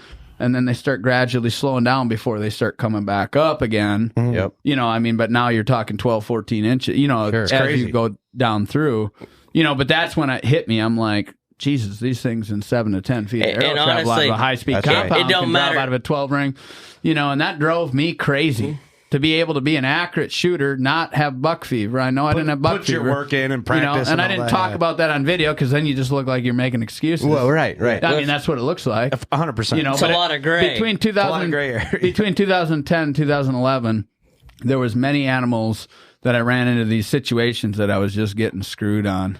Yep. Like, and I'm like, I gotta figure something out here. That's what actually led me to the longbow. Deeper down, you could have maybe took him before he got you or whatever. Yeah, or whatever. Rush shots. What do you feel the reaction time is to a longbow compared to like what a compound is? You think it's about the same once they just hear the bow? I think it's similar. Once they figure it out. Very similar, but I'm able to be more versatile with it. And you're closer. And I can execute the shot You have to insanely quicker compared to a compound. Sure. Yeah. So I basically, you know, up until that point, accuracy was everything for me. You're aiming for a hair. Accuracy was everything. Yeah, hitting and dimes, once I realized that's not Matter. actually Yep. how it works, at least for this style of hunting. Yeah. You know, like I believe that's a very good, how I was shooting a compound and doing all that. That's great for the right situations. It was great at 60 yards. Yeah. Yeah. You know what I mean? I killed one that season at 63 yards. You know, that was a left-handed compound Scots. You know, God damn, you're right. I didn't own a compound for. Hey, I watched him out shoot guys with their own bows at the shooting. Remember that? Yeah. Well, we won't tell who it was. Yeah. He grabbed his own bow. And this guy, I'm the best shot. He grabbed his own bow, wrong side, and just smoked. And that guy was sick. But I was sick. He was sick all right after shooter, that. He was. He quit. He hung it up. I bet he did. Threw it in the trash can. Nonetheless, I worked in an archery shop long before the videos, and so I got really used to shooting other people's bows all the time, and I was a process shooter, sense, and I knew, you know, I had done all your DNA a little bit. Yeah, and it works great when you have the time and you're well hidden and you're in a tree stand or blind or whatever. But now I'm out here, and I'm not trying to He's helped me degrade that at all. Yeah, I don't feel that for those certain situations, or I have a deer at 60 yards on the ground that doesn't know I'm there, and I got all the time in the world. Freaking great. 60, 70. I mean, that was 15 years ago. Now it's probably 80, 90, 100 yards. Sure. Yeah. Would Easily be great. could do it. Easily could do it. Yeah. But for this style of hunting, for one, I loved getting close. For two, I saw the limitations of the equipment for getting those vertical, types of getting scenarios. vertical in situations. Yeah. Yep. A lot of different things. So I had to start factoring, you know, there's basically 4 main things that I looked at.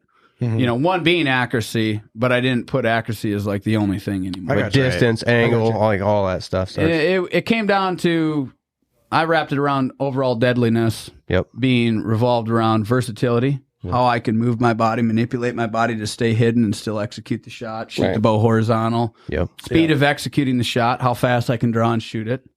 And these are question real quick. These are majority whitetails that you're talking about. Yeah, shooting at. anything though. But anything. Anything. Yeah. So you've seen Any big game animal, then- this will help. another quick question. So whitetails are easier. If you maybe you guys disagree, but whitetails are quicker to duck you, duck an arrow than a mule deer would be. Oh, well, I got some on That's all video. here. because I got some ducking stories. There's elk, mule deer, or whitetail. Any situation, any deer situation is different. That's why it goes back to you cannot control the animal that you're hunting. You Therefore, I can't control complete accuracy. You have to read the animal based on like nose everything down, you do. The best you can at that moment. That's right. It's every animal's different. Elk drop fucking 24 inches. I mean, you gotta whatever. Bigger animal, bigger drop, boys. It does not matter. It does not matter. You got to read the elk situation. Yeah, there's and some of that. Every bow, it don't matter. 70-pound bows, it doesn't matter. They're going to drop.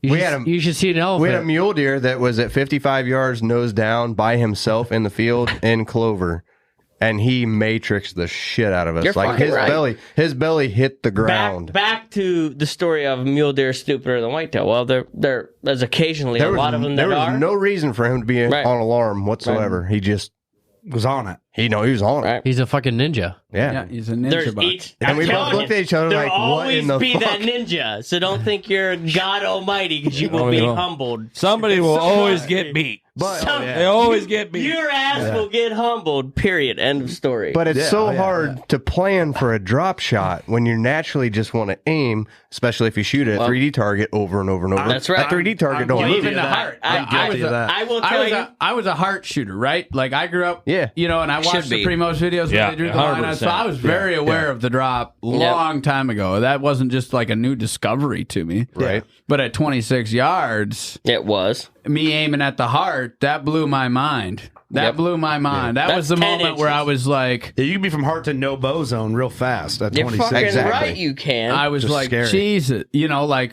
what can I do about this? Put on a rage and aim in the middle.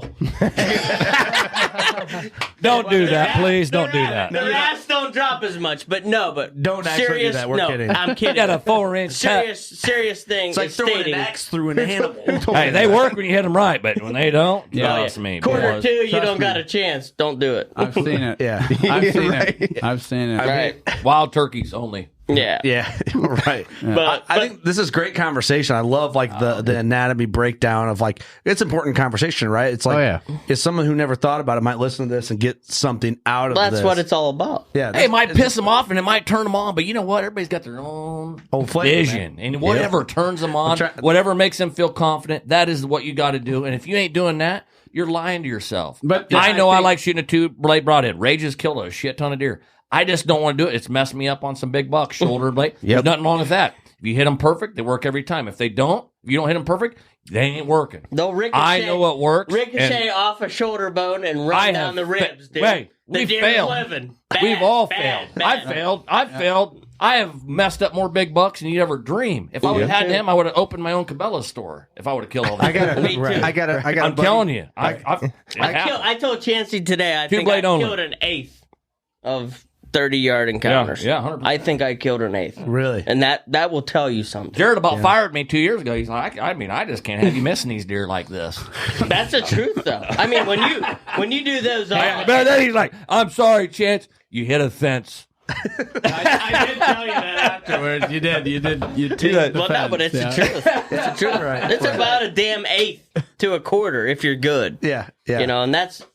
I Bill Jordan that one. I mean, you've closed that margin quite a bit, though. And you're talking about, like, on the ground, face to face. That's a whole nother... That's a whole nother realm. And I'm not trying to... I mean, that's just reality. Yeah. That's what I faced, 2010 when we went full to the ground. That's when I started to really have to, reality, like, get honest with myself with, is this really... the shooting style, is this really working out for these types of scenarios of what I want to do? Because it wasn't. Not when I ran everything through my head in many different ways. I was like, well, it was great for that. But it really sucks at this. I like getting close. Yep. All these different things. And it's like, okay, this is no longer the ideal weapon or the ideal shooting style of that. And I was too afraid to go back and try. I did do some tests to see how fast I could draw and shoot a compound. But, if you're not careful with that, you can end up going, where I was in my teens, which was more of a panic shooter. Target panic, I think I know. I think I could go to another direction with it now. I think I could, but I'm still not going to be nearly as fast as, say, a longbow. Right, that's your instinct kicks in, and you can snap shoot that and feel good. You got no roll over the cam, so there's no shock of that, and whatnot. Hey, let me tell you something. So what video was that when you kind of did the switch from all on ground to kind of you got to see this bitch run a tree stand quick. You were running that. What's that old tree stand that you ran? You're like, try this, Chan, try this. Which I was a lone wolfer, back in the day. Mm-hmm. But it was a Summit, the quick hang. They had the little strap on there. Oh, yeah. He hung that little lip on there. Dude, this guy, I'm pretty, hey, I'm not going to be cocky, but I'm going to tell you right, I can hang a lone wolf quicker than most people dream. Yeah. Like boom, boom, boom, boom, screw step, hang, whatever you want. I'm up in the jungle. It's done. This guy's on another level. I'm like, he's back in the day shit. He's a true Cherokee tree climber. Yeah. Okay. And he was. But you know it worked. He and used to climb trees without anything. I'm telling you right now, his limb hanging. I mean, this kid's he's got such this, he's this upper body strength. I mean, he looked like Tarzan. A monkey. But anyway, it's long, lanky he's arms. a tree stand hunting, leaning mean. Yeah, this what's ain't, the point to this? Hey, this did not start on the ground. This kid, I felt like I was really good. You're on another level when it comes to like setting a setup real quick and there's the vision. Cherokee. I played that game for a long time. Yeah. Which I played that tree stand game of like going in and bebopping. So I had the 10-pound stands in, pull them at night in the dark, and hang them in the morning in another spot because that's kind of our loved it. That's our it was jam. fun. He would have had the chief's daughter. Okay. He would have. He would have. Pocahontas wouldn't have had a clue. He would have had her married up. Let's segue this away. And I would have had her twin sister. Let's get out the Indian stuff. Where am I going to go? I am Cherokee. Hey, you know what I want to do? I am Cherokee. I love her. I love her culture. Bring it. I mean, that went left field quick. Hey, no. Here's what we should do. While Jarrett's out, I want to segue into something. I want to go back to when you mentioned your artwork, man, because you brought us some cool stuff. I want to, Tanner, you want to poke your head out and see if PR Paletta can pull in those paintings? Yeah. We still haven't talked about muleys yet. No, Let me just pull away here. We finished that muley story. They're just for fun, and we shot them where we shot them. Is pretty much what I got out of it. That's unbelievable. This is pretty crazy how big these. I mean, to get 3 of them like that, that's pretty insane. special.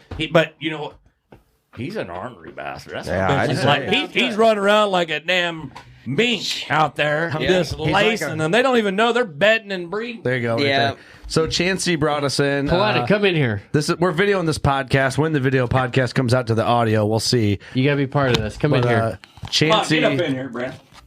You painted them. Get in there. You lined it up. Brandon's like, we need to do this. It was his idea. Obviously, I'm like, it's a great idea. Let's do it. Yeah. Dude, It's a group effort.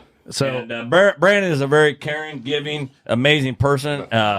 He is an amazing person. Talk about what you do with your paintings, Chancy. So these feather paintings, I've been doing these for probably since that's when I met Jared. I was selling these. I was bringing about 50 to 60 of them to the show, and I would sell them. And I never painted them. I painted what I wanted to paint. I'd paint like cardinals on them, to cover the women. They're the ones. Hey, what's up? Don't be fooled. I had them figured out. Couple hours. And then I would do, some turkeys, some beer. And I would, it was a craft show, as Logan McNulty would say. Isn't that crafty? And we would set up these, and I sold them. I was doing pretty good. I wasn't making a lot, but it was a lot when you're a young kid. Sure. Mm-hmm. Yeah. And I've been doing them since 2003 now, and I don't know how many I've done. I've been 8,000. This is what pays my bills, my artwork. It's my craft. But we did the old working class bow hunter on that one there. But he's already got one, so I don't know where you're going to hang this one. No, hey. Everybody's artwork's different, and I'm sure you'll find a place for it. Brandon lined it up. This other feather that Chancy painted has Papa Dave's buck, the Geyer buck, on it, and they surprised me with this. I saw, so Jared gets out the big fancy camera, and I'm playing hide and seek with my daughter, and I'm like, why is he filming? What's going on? And so immediately I'm like, all right, ignore the camera, and I'm playing hide and seek, and then all of a sudden I see Chancy and PR Paletta roll out with these 2-frame paint, and I didn't see what was on them. I saw the working class one first. I'm like, oh, that's badass, because that's something I want to talk to you about doing anyway. And then I see this other one with a deer on it, and then you guys whip it in my face, and it's the Geyer buck with Papa Dave, on the bottom, and Chancy has the back sign, like your signature art, and like, because this was a whole operation to get this done too. So I didn't have any fucking idea. No idea. And of course, like the Geyer buck and anything with my dad is like kind of hits me in waterworks a little bit, especially if I'm being filmed and my buddies are around. I'm like trying to suppress it. So I'm like holding back the waterworks. It's emotional for me. That's good, man. Hey, absolutely. Hey, you got a lot of great things going. We'd love to be a part of whatever you got going on. And yeah, man, that's just a gift from all of us. Yeah, it's so appreciated. Like you guys don't even understand. Like Eric, like apparently at my daughter's birthday, which is literally not even a month after my dad passed, Eric was in taking photos. PR Paletta called me that day and said, hey, I want Chancy to draw a feather of the Geyer buck. I'm like, all right. He's like, I need pictures of it. I'm like, well, fuck, you're always around when I'm at your house. I'm like, yeah. Okay, birthday party, perfect timing. Yeah. I stuck in there, hey, I got to take a piss. Hey, Hey, Kurt, I Took gotta go some take pictures. a shit. Yeah, so I'm Gone a while. I'm in his house, in his living room, taking these pictures, looking out the window. Okay, he's not coming in, so I take like 20 pictures. That's awesome. Send him PR Plata, and he gets them over to Chancy, and then Yeah, it worked out, man. Yeah. I love paint. It's a very one of one gift, and Dude, you know, it's incredible. I painted Jared the Whitetail Adrenaline logo on there. It's just here's the deal. It's a one of one. People love them. I still do them. I can't keep up. Am I sick of painting them? You damn right I'm sick of painting these damn things. I just want to fish and hunt. That's all I want to do. Yeah. So until that happens, where I can do that every day and that whatever, I'm gonna paint them damn things till the sun's coming up. You know, hopefully I don't have to do that, but I'm always gonna paint them damn feathers. Whether it's right now I'm doing a couple hundred a year. I'm gonna if I can break it down to about 30 to 40 custom orders a year, and getting line. I mean, just where I can work on something else because I would love to build my big paintings, and I just don't have time to do it because I'm so dedicated in these feather paintings. Yeah. I got orders, people pay me, I have to produce, and I'm an adventurous son of a bitch. I like to do shit. Well, that's the first question up there. How does Chancy piss excellence in every outdoor activity? I pissed a lot of shit! I just seen it.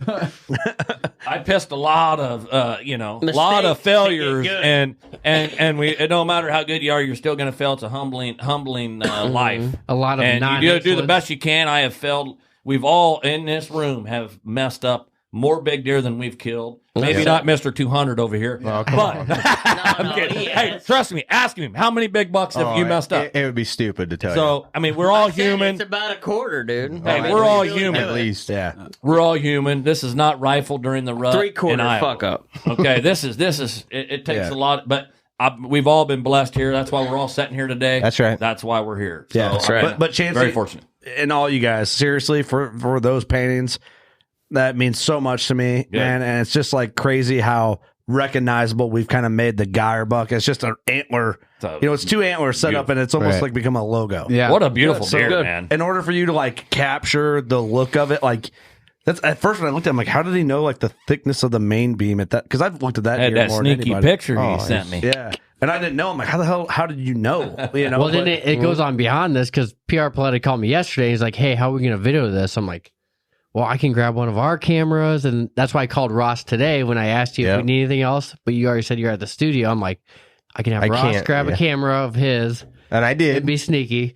But I called him today. I'm like, to grab a camera, but you were already here. And so I had to play it off. I'm like, yeah, do you guys need anything else? Like, all you had to do is say, hey, you know what? I got a couple buddies I'm talking. I wanted to show them a picture of that buck. I told them about it, and here, man, I want to take a picture of that. Cool. Yeah. You know what I mean? That you wouldn't even have had a clue. I would have been like, fuck yeah, take a picture of it, But that's right. No, so Jared got clued in pretty quick. Being sneaky, though. We were sneaky. Ornery bastard. It's cool, man. I did not see it coming. It blindsided me in a good way, right? So much appreciated. I just want to take a minute to say thank you for that. Hey, thank you for having us here, man. It was a good time. Yeah, I'm glad you guys made it, good drinks, good time, good gift of gab. Hey. Talking big bucks. That's what we're here for. That's what we're about. But like, I mean, you guys just have like big muley, all sorts of different talents and like skill sets. You guys are just good. Like, you guys are good at talking. Of course, like we all live this stuff, and it's always fun.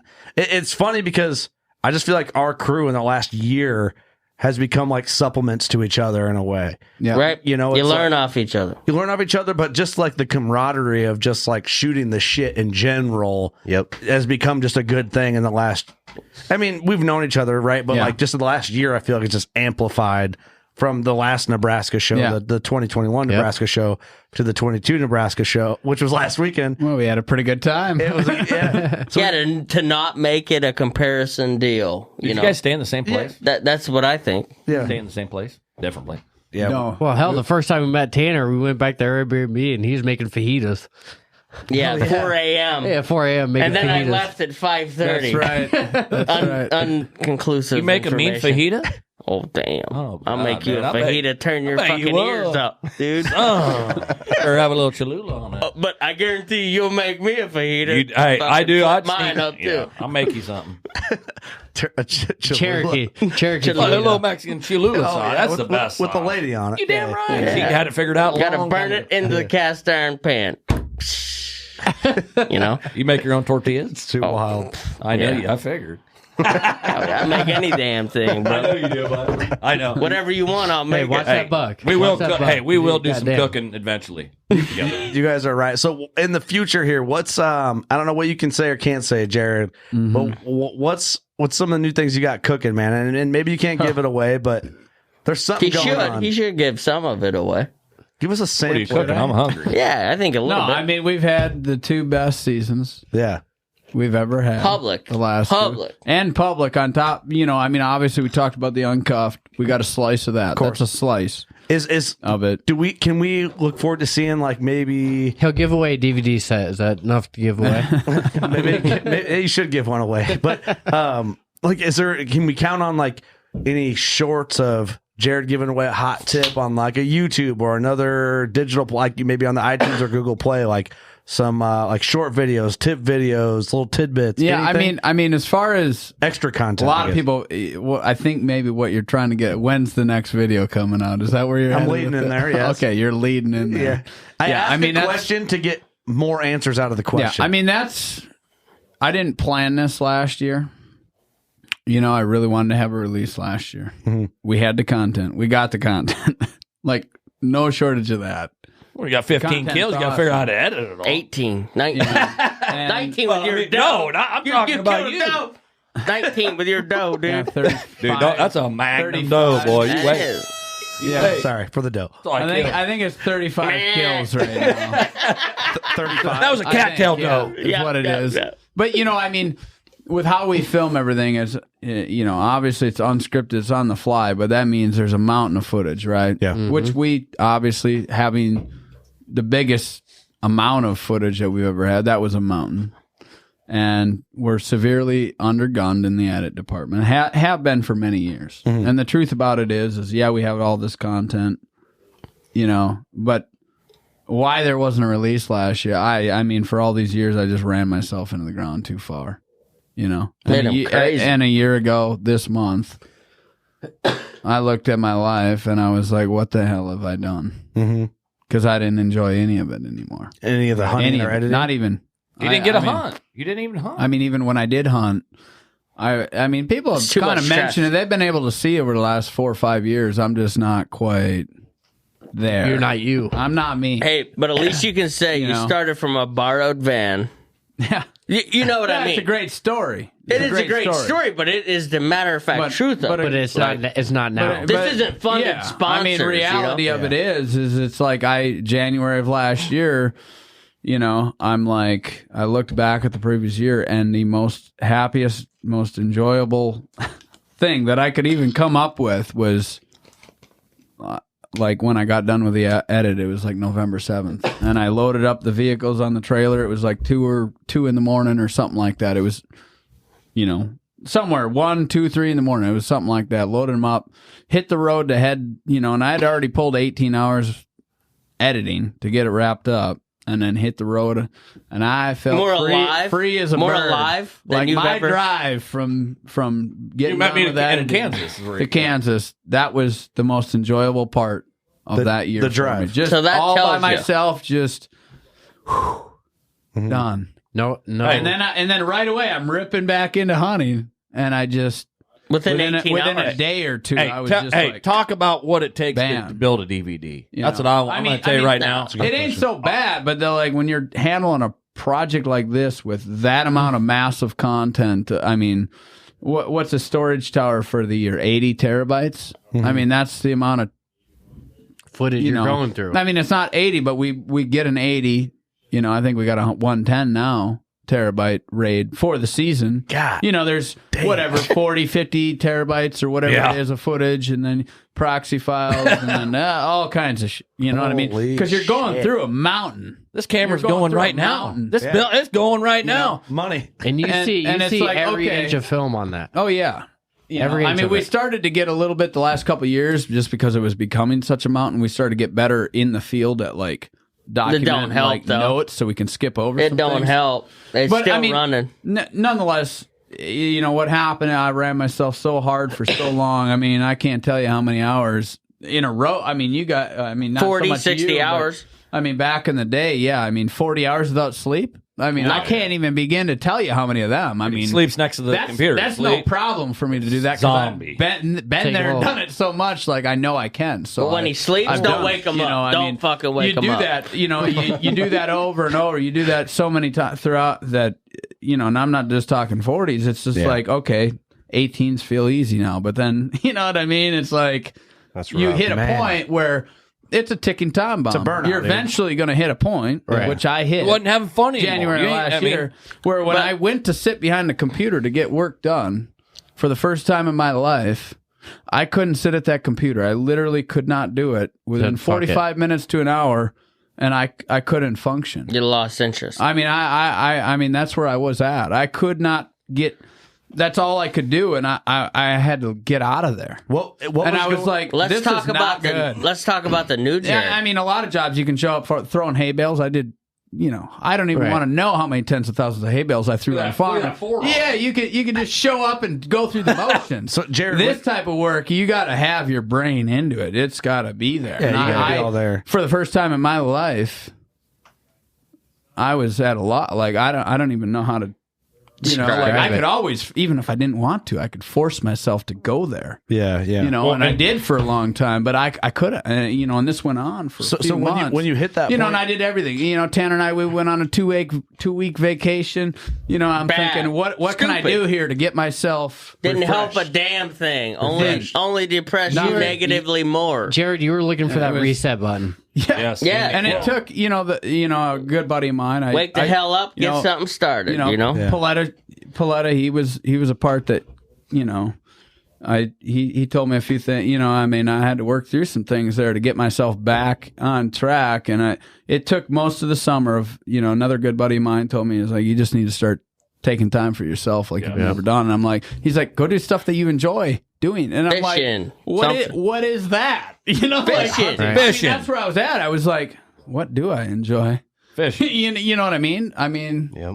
He hasn't seen a summer for fucking 14 years. Yeah. Dude. Right. I was just like, you've been a robot for so long. And it started to turn. It started to turn like late July, early August. That's when it started to turn. It started to turn very quickly in a good direction. So at the time when you were in the spot where you would sit down for an hour and just be like, you can't stand it. Like in your head, what were you like deep down? Were you like, I got to just get a job and fuck all this? I'm over it. No, I didn't. You never went there. No. It's like, for me, it's like, is this really what my life's boiled down to? Is this it? Is this all? Just because that ain't that. It was a lot less hunting and a lot more. Like I never was like sure what I should exactly do. And then it was in April. I went for a long drive, and I come back. I was probably a 6-7 hour drive. I went to the gas station to get something, and I ended up on a 6-7 hour drive, and I really enjoyed the drive. But I come back, and I was like, okay, if I'm going to continue to do this, I got to make some major changes where I redesign my life to make this business work for me, rather than me just be working for it to where that's all I'm ever doing. And so, I started making some changes there, and by fall I was in back much in better. Yeah, for the last 5 months, I'm happiest I've ever been in my life. Good. And I don't have a DVD release, but it's coming, and I'm a lot more excited about it. I mean, the times I did get out there hunting, last fall was the least amount of hunting I've done in 25 years. But he did it with a clearer mind. Yeah. Which is instinctively the scripted, blessed, or whatever. You got stuff in the back. A deeper version. I felt good when I was out there. Deeper version. And on point. Like a very, very unique way. Yeah. But also, Jared, you're to the point, too, it's like you can have some editors. I know it's probably hard to like do that because your style is so specific that you have to almost like make sure they know your style really well. Yeah. But like you can probably have some editors now. You can probably hunt when and how you want to hunt more selectively, especially you got a great support crew with PR Paletta, you got Tanner, you got Chancy, you got the rest of your crew. Right.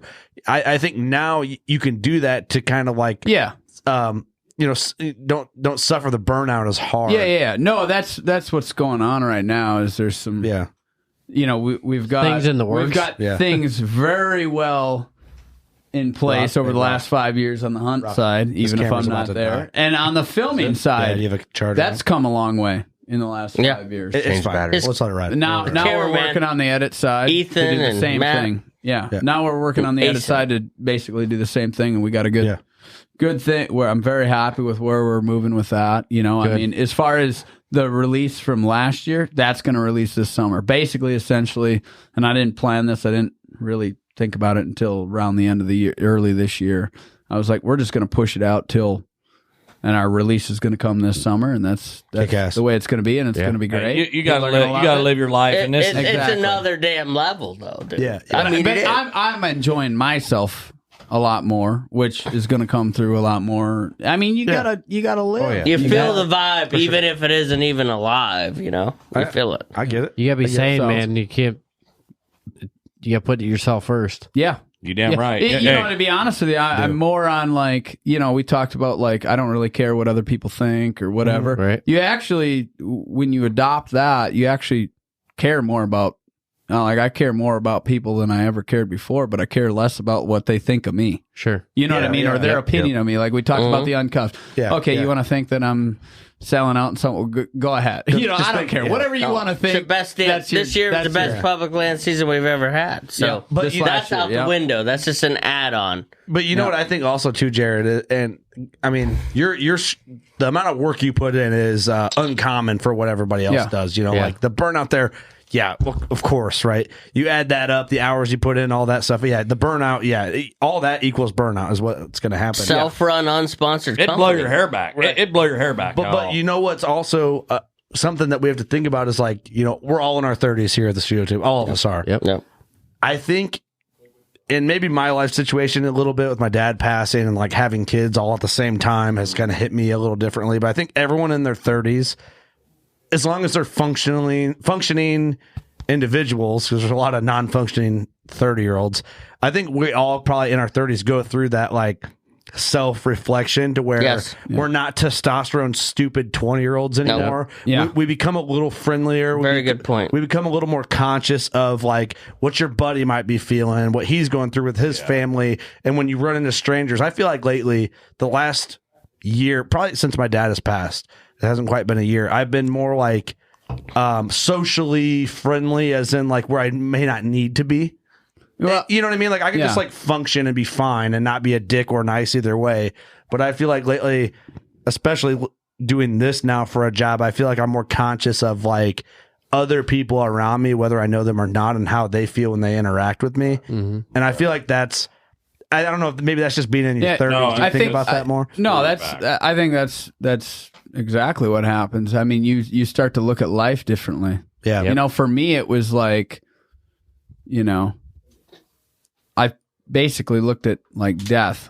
Okay. Mm-hmm. All right. Because that's the biggest thing that you can look at is determining what actually matters. For sure. Okay. And then you get to realign some things if you look at it like that. True. You know, and obviously you had what you went through, and you start to look at things a little bit differently to where it's like, this thing that used to bother me or whatever isn't as big of a deal anymore. It's like, don't give a fuck anymore. Don't care. Here's a perfect example. Like people's opinions. Like people's opinions is in there. You know, think of all the fist fights you got in from 18 to 25.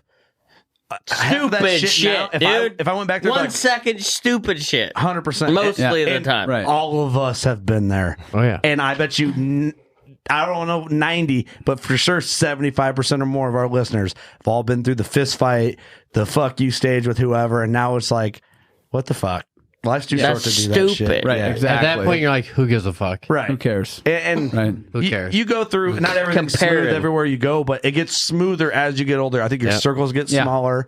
You know who you want to be around. You can control who you're going to be around a little more than you can when you're in your 20s. And just like this, it's like you guys are here because we're all great buddies. Right. And we talk hunting, we bullshit. We can have life talks like this, even on the podcast for other people to hear. But like maybe we're helping people that are listening with how we're talking now, which I think is great. But I think it's awesome. Just be honest and just conscious of like what's going on in your life, especially as you get older in your 30s, late 30s, and have kids, and you're, you know, progressing in your career and what you do. It's all healthy shit, right? Absolutely. But hunting, I think, without hunting, I almost think I guess what I'm trying to say, it's easier to progress to this point when you have something that you're so focused on, like hunting, from you're a little kid until you're coming into your midlife.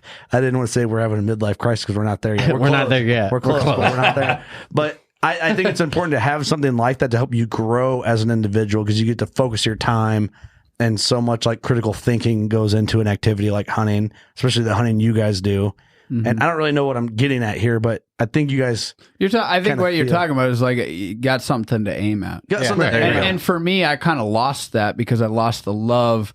I used to really love editing. Used to really love going to the shows. Used to really love hunting. And then all of a sudden, a year ago, January crashing down. The last thing to go was the hunting aspect, and I realized that I didn't even love that anymore. Right. Mm-hmm. Yep. But I was pretty decent at it, so I'm still doing it, right? Yeah. But then it's like.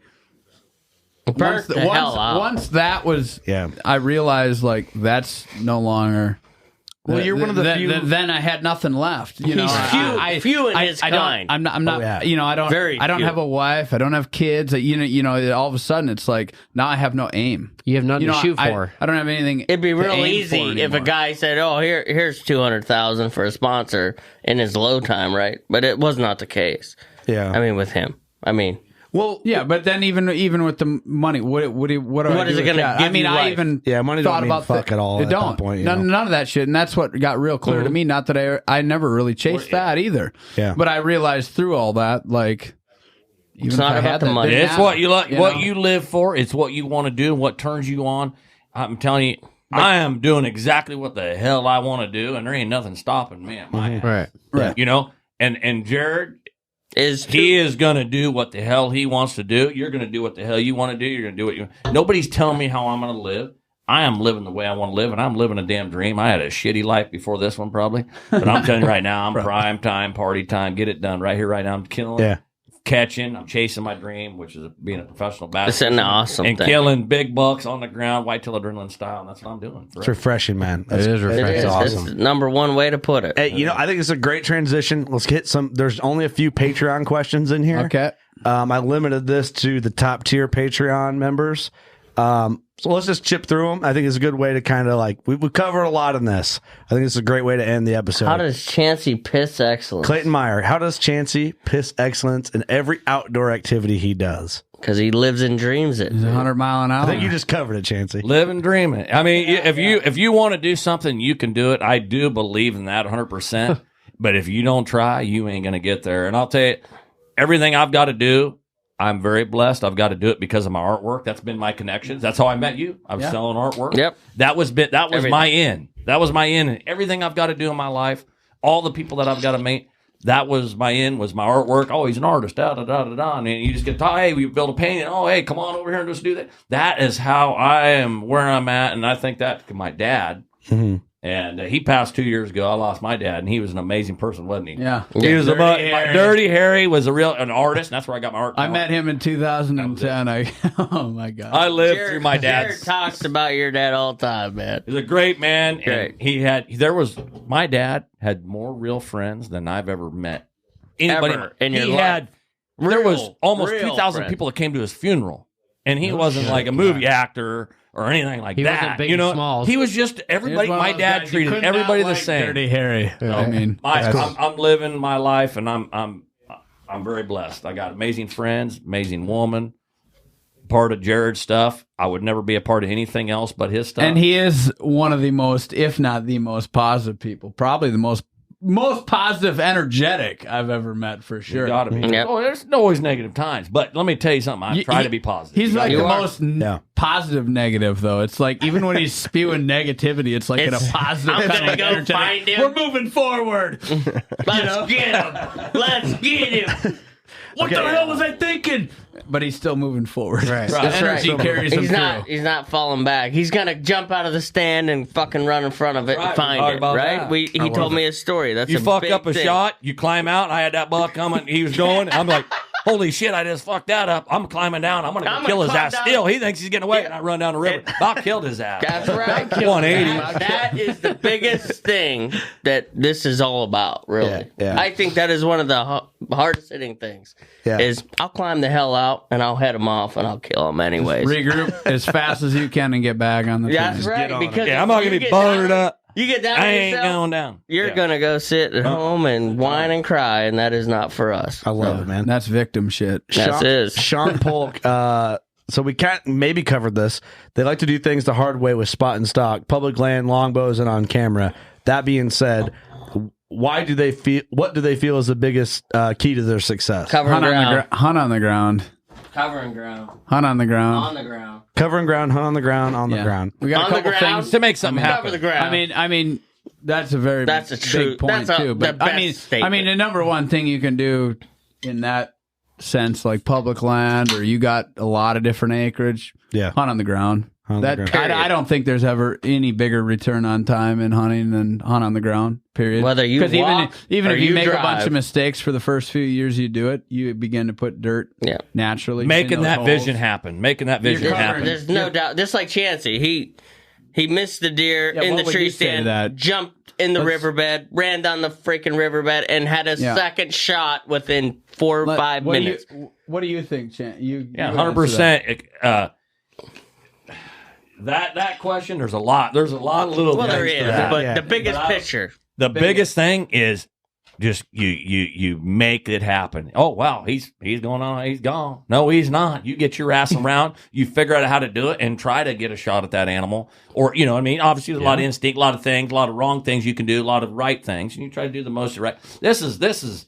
I mean, there's a lot of days where it didn't work, but you build those negative times and those times that you learn from experience. And let me tell you something right now. I can visualize this shit. We all can.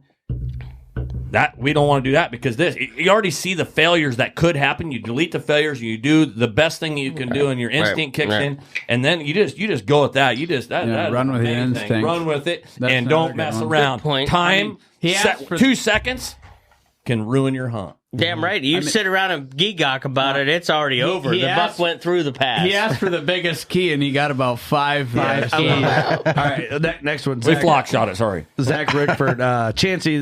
This is really the question. It's more of a comment, I think. Chancy, them chasing down, killing yote stories are awesome.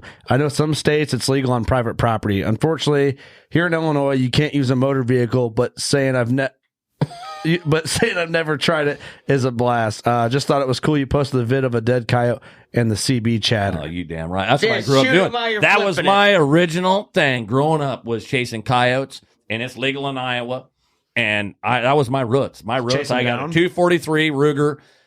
We use CBs to let where the deer or the coyotes, everything. You're like, wow. Well, you know, and you'll see the coyotes running. Hey, you tell the other guys, and you get in position, get out, and let that coyote run in, you can shoot it, and that's pretty awesome. And that's what I grew up doing. And I have rolled a lot of coyotes on the run, but let me tell you, when I first started out, I couldn't hit shit. But when your instinct kicks out on a coyote running, you don't even think about it. Like I went out the other day, I had 2 opportunities, I rolled both of them. They were both like 300-400 yards away. Rolled them. And it was just instinct. You're getting better, I Chancy, love rolling with experience. I love rolling coyotes on the run. Subconscious. I love that. But that's off season. That's you know, after muzzleloader to time and experience gets you there. I love coyote. You know, I've been begging him to come down to go coyote hunting with me because it is action packed. It's a lot of like there he is. He's coming on the half-mile fence line, heading eastbound. I mean, it's like a fucking NASCAR race. Yeah, it don't be coming around the corner. Here goes. You damn right, but you freak. Just roll the truck. Turns me on. Give me another truck. I need another truck over on the side road. We ain't going there. That was good. I need another truck. Yeah, that was just roll the Somebody give me a truck. This one's rolled on its roof. I need another truck. That's exactly. I had 2 trucks. I about went through 2 in one day, but we ain't talking about. Hey, I'm an Iowa resident. I'll come. I want to experience. Come on that. over. Come on over. Yeah, the thing is, I got to leave to Florida, so I'm kind of probably done for the coyote chasing until I get back. And I don't know if we have snow. We only hunt them when there's snow on the ground. Sure. We don't use dogs. I got a couple groups that we hunt. They are and dogs. we do kill them. I am a we jump them, we dump them type of guy. We kick them up, surround the section, and they kick up the coyote. And we listen. Let me tell you something. I do not hate coyotes. I love coyotes. I think they're a great, amazing animal. I'm not out. Let's kill them all. I think coyotes are probably the most amazing creature on the planet. Yeah, they're cool. But when you start getting a lot of mange, you got to thin them out a little bit. Yeah, I'm not saying kill them all, but you got to, yeah. Hey, anyway, I know this is not a coyote hunting, type of deal, but I'm just telling It's you. with everything. That was my roots. My roots is coyote hunting. They're going to die anyways. You got to get on them. Get the benefit We out jump, of them, we don't. period. Michael Olson from Patreon. Moving on. I'd like to hear if those guys have any good stories from their teenage or early 20s when they were cutting their teeth in the industry, or a good story about the big bucks in Dunn County Jared used to hunt. In Dunn County, Jared used to hunt. I said it fast. Oh, Is that your original jungle? you're on the spot, That is, yeah. Jared. Well, I grew up in the part of Dunn County that didn't have a lot of big bucks. I grew up on more of the southeast side of the county, out there by the Elkmont Swamp. There's a few, though. I mean, I got a handful of stories.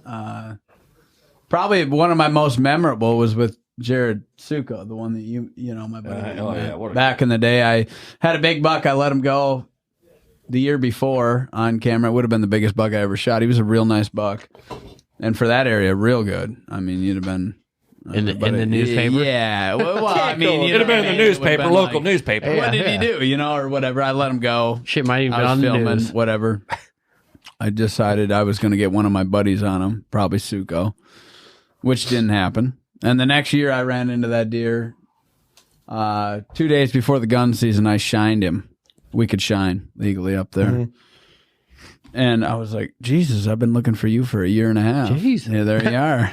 All right. Jesus Christ. Anyways, opening day came and some other hunters must have flushed him about a mile and a half from there. And this is in I what spotted year? him. Then I missed him with my muzzleloader. It was shotgun where I grew up, no rifle. But I had my muzzleloader. I missed him on the run with a muzzleloader. Then I took his tracked him for about 5 miles that day, and played that game. I missed him once, but then he never let me get close enough to. You know, he was in the tag. This is how many years ago? I think people need to hear how many years ago this was. So I was 18. Wow. Yeah.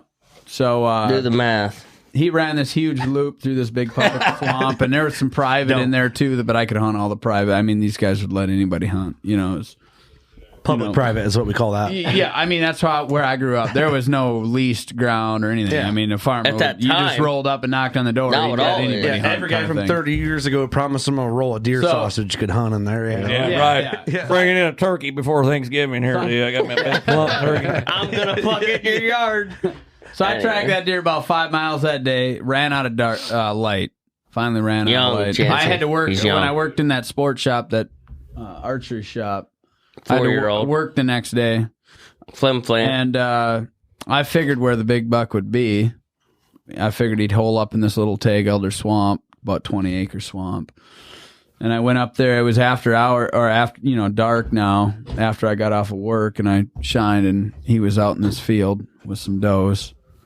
And now he's probably 3.5 miles from where I had seen him before the gun season.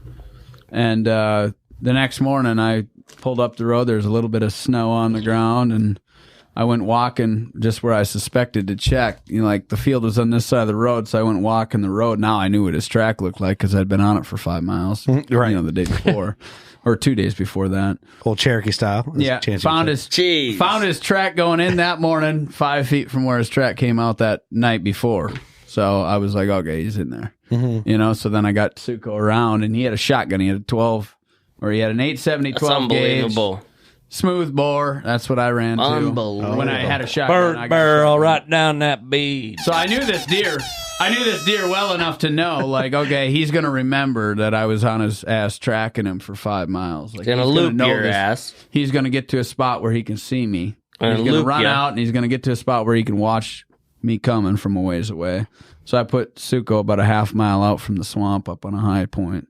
And I said, just sit here. He's not going to run to you private. Just watch where he goes, and then we'll put something together. And I went in there, and he was only 100 yards. This is not ignorant talk. This is true story. Off the road. No, it's all true. He's not going to run to you probably.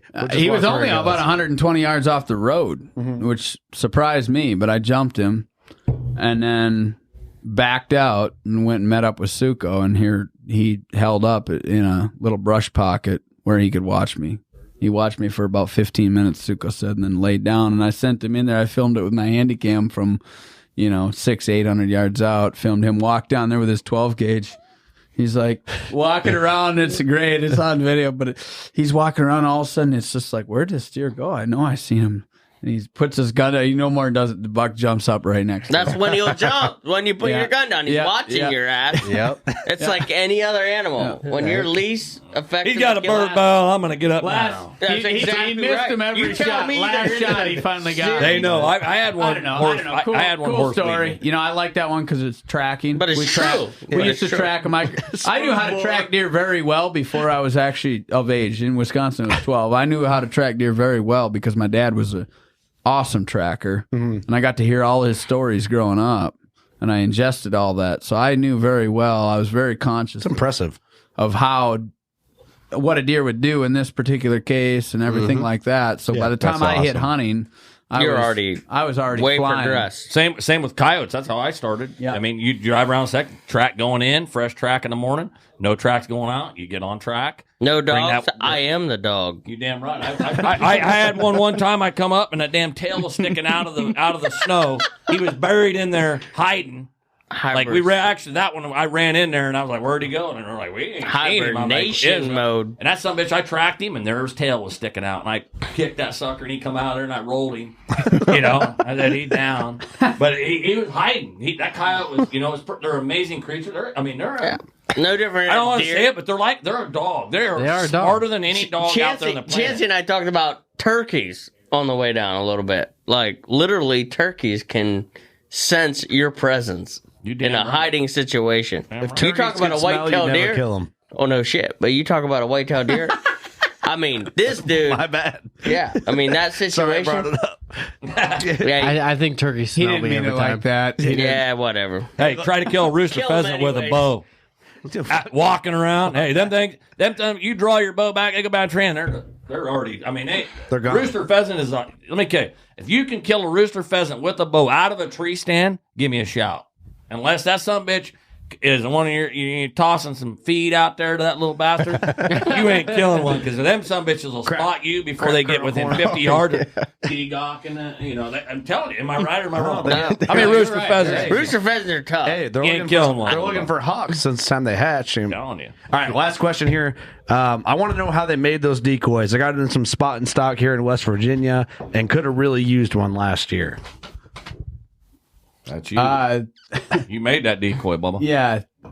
Well, we used 1/2-inch thick plastic. No. Right. Don't go that far. Don't get shot. Anybody gets killed from this, I'm not responsible. There you go. End of story. That's it. Like, you got to take responsibility for your own actions. So you just want to leave it at that? I do know a kid that almost got killed because some gun, or it wasn't gun season, it was bow, but they pulled up, they was drinking, and somebody thought it was a big buck and had a rifle in the truck and almost killed him.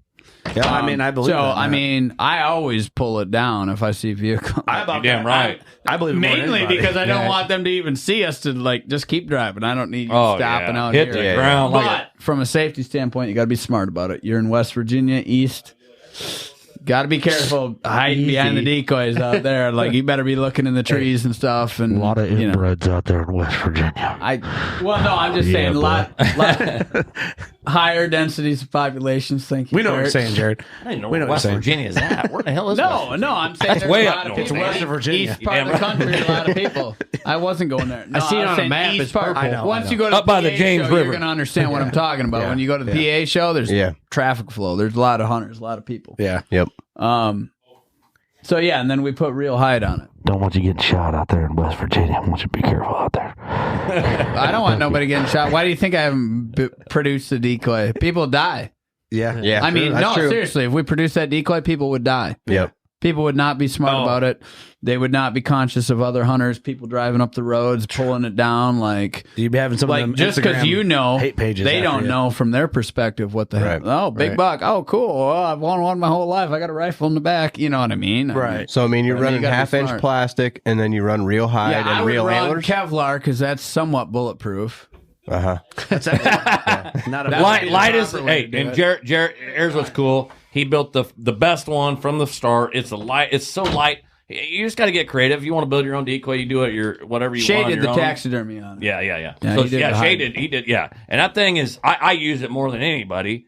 And that damn thing is lean and mean and light. You can have your bow. You can run that thing. There's no like, oh, it's getting heavy. It's at that right amount of weight that you never worry about the weight. That right balance. I've seen a lot of guys. They'll build these decoys. They put the whole damn full body mount on that. I mean, it's like carrying. It's like you're getting ready to go on a trip. It's not functional. Hey, we hunted an antelope on public 2 years ago, and there was a dude out there had a deer cart. He had a full mount antelope and like 3 shoulder mounts that he would hang off of like round bales on public. He had them on a deer cart, and he'd hide it. He'd tuck it in between. I hope this dude might listen. It's I have a picture of it. I'll show you guys after. Dude, this. he would roll it in between. Like there was like some old grain bins just out in the middle of nowhere. Then this is pretty far back in on some public for antelope. You know, it was a rare position of where it was at. It's like he was going to a show.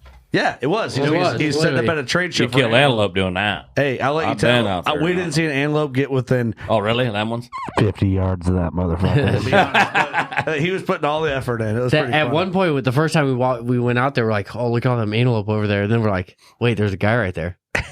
Like we thought they were. He's a little puppet show. Yeah. That's what he's doing. He's doing a puppet show. Showed up to the puppet show.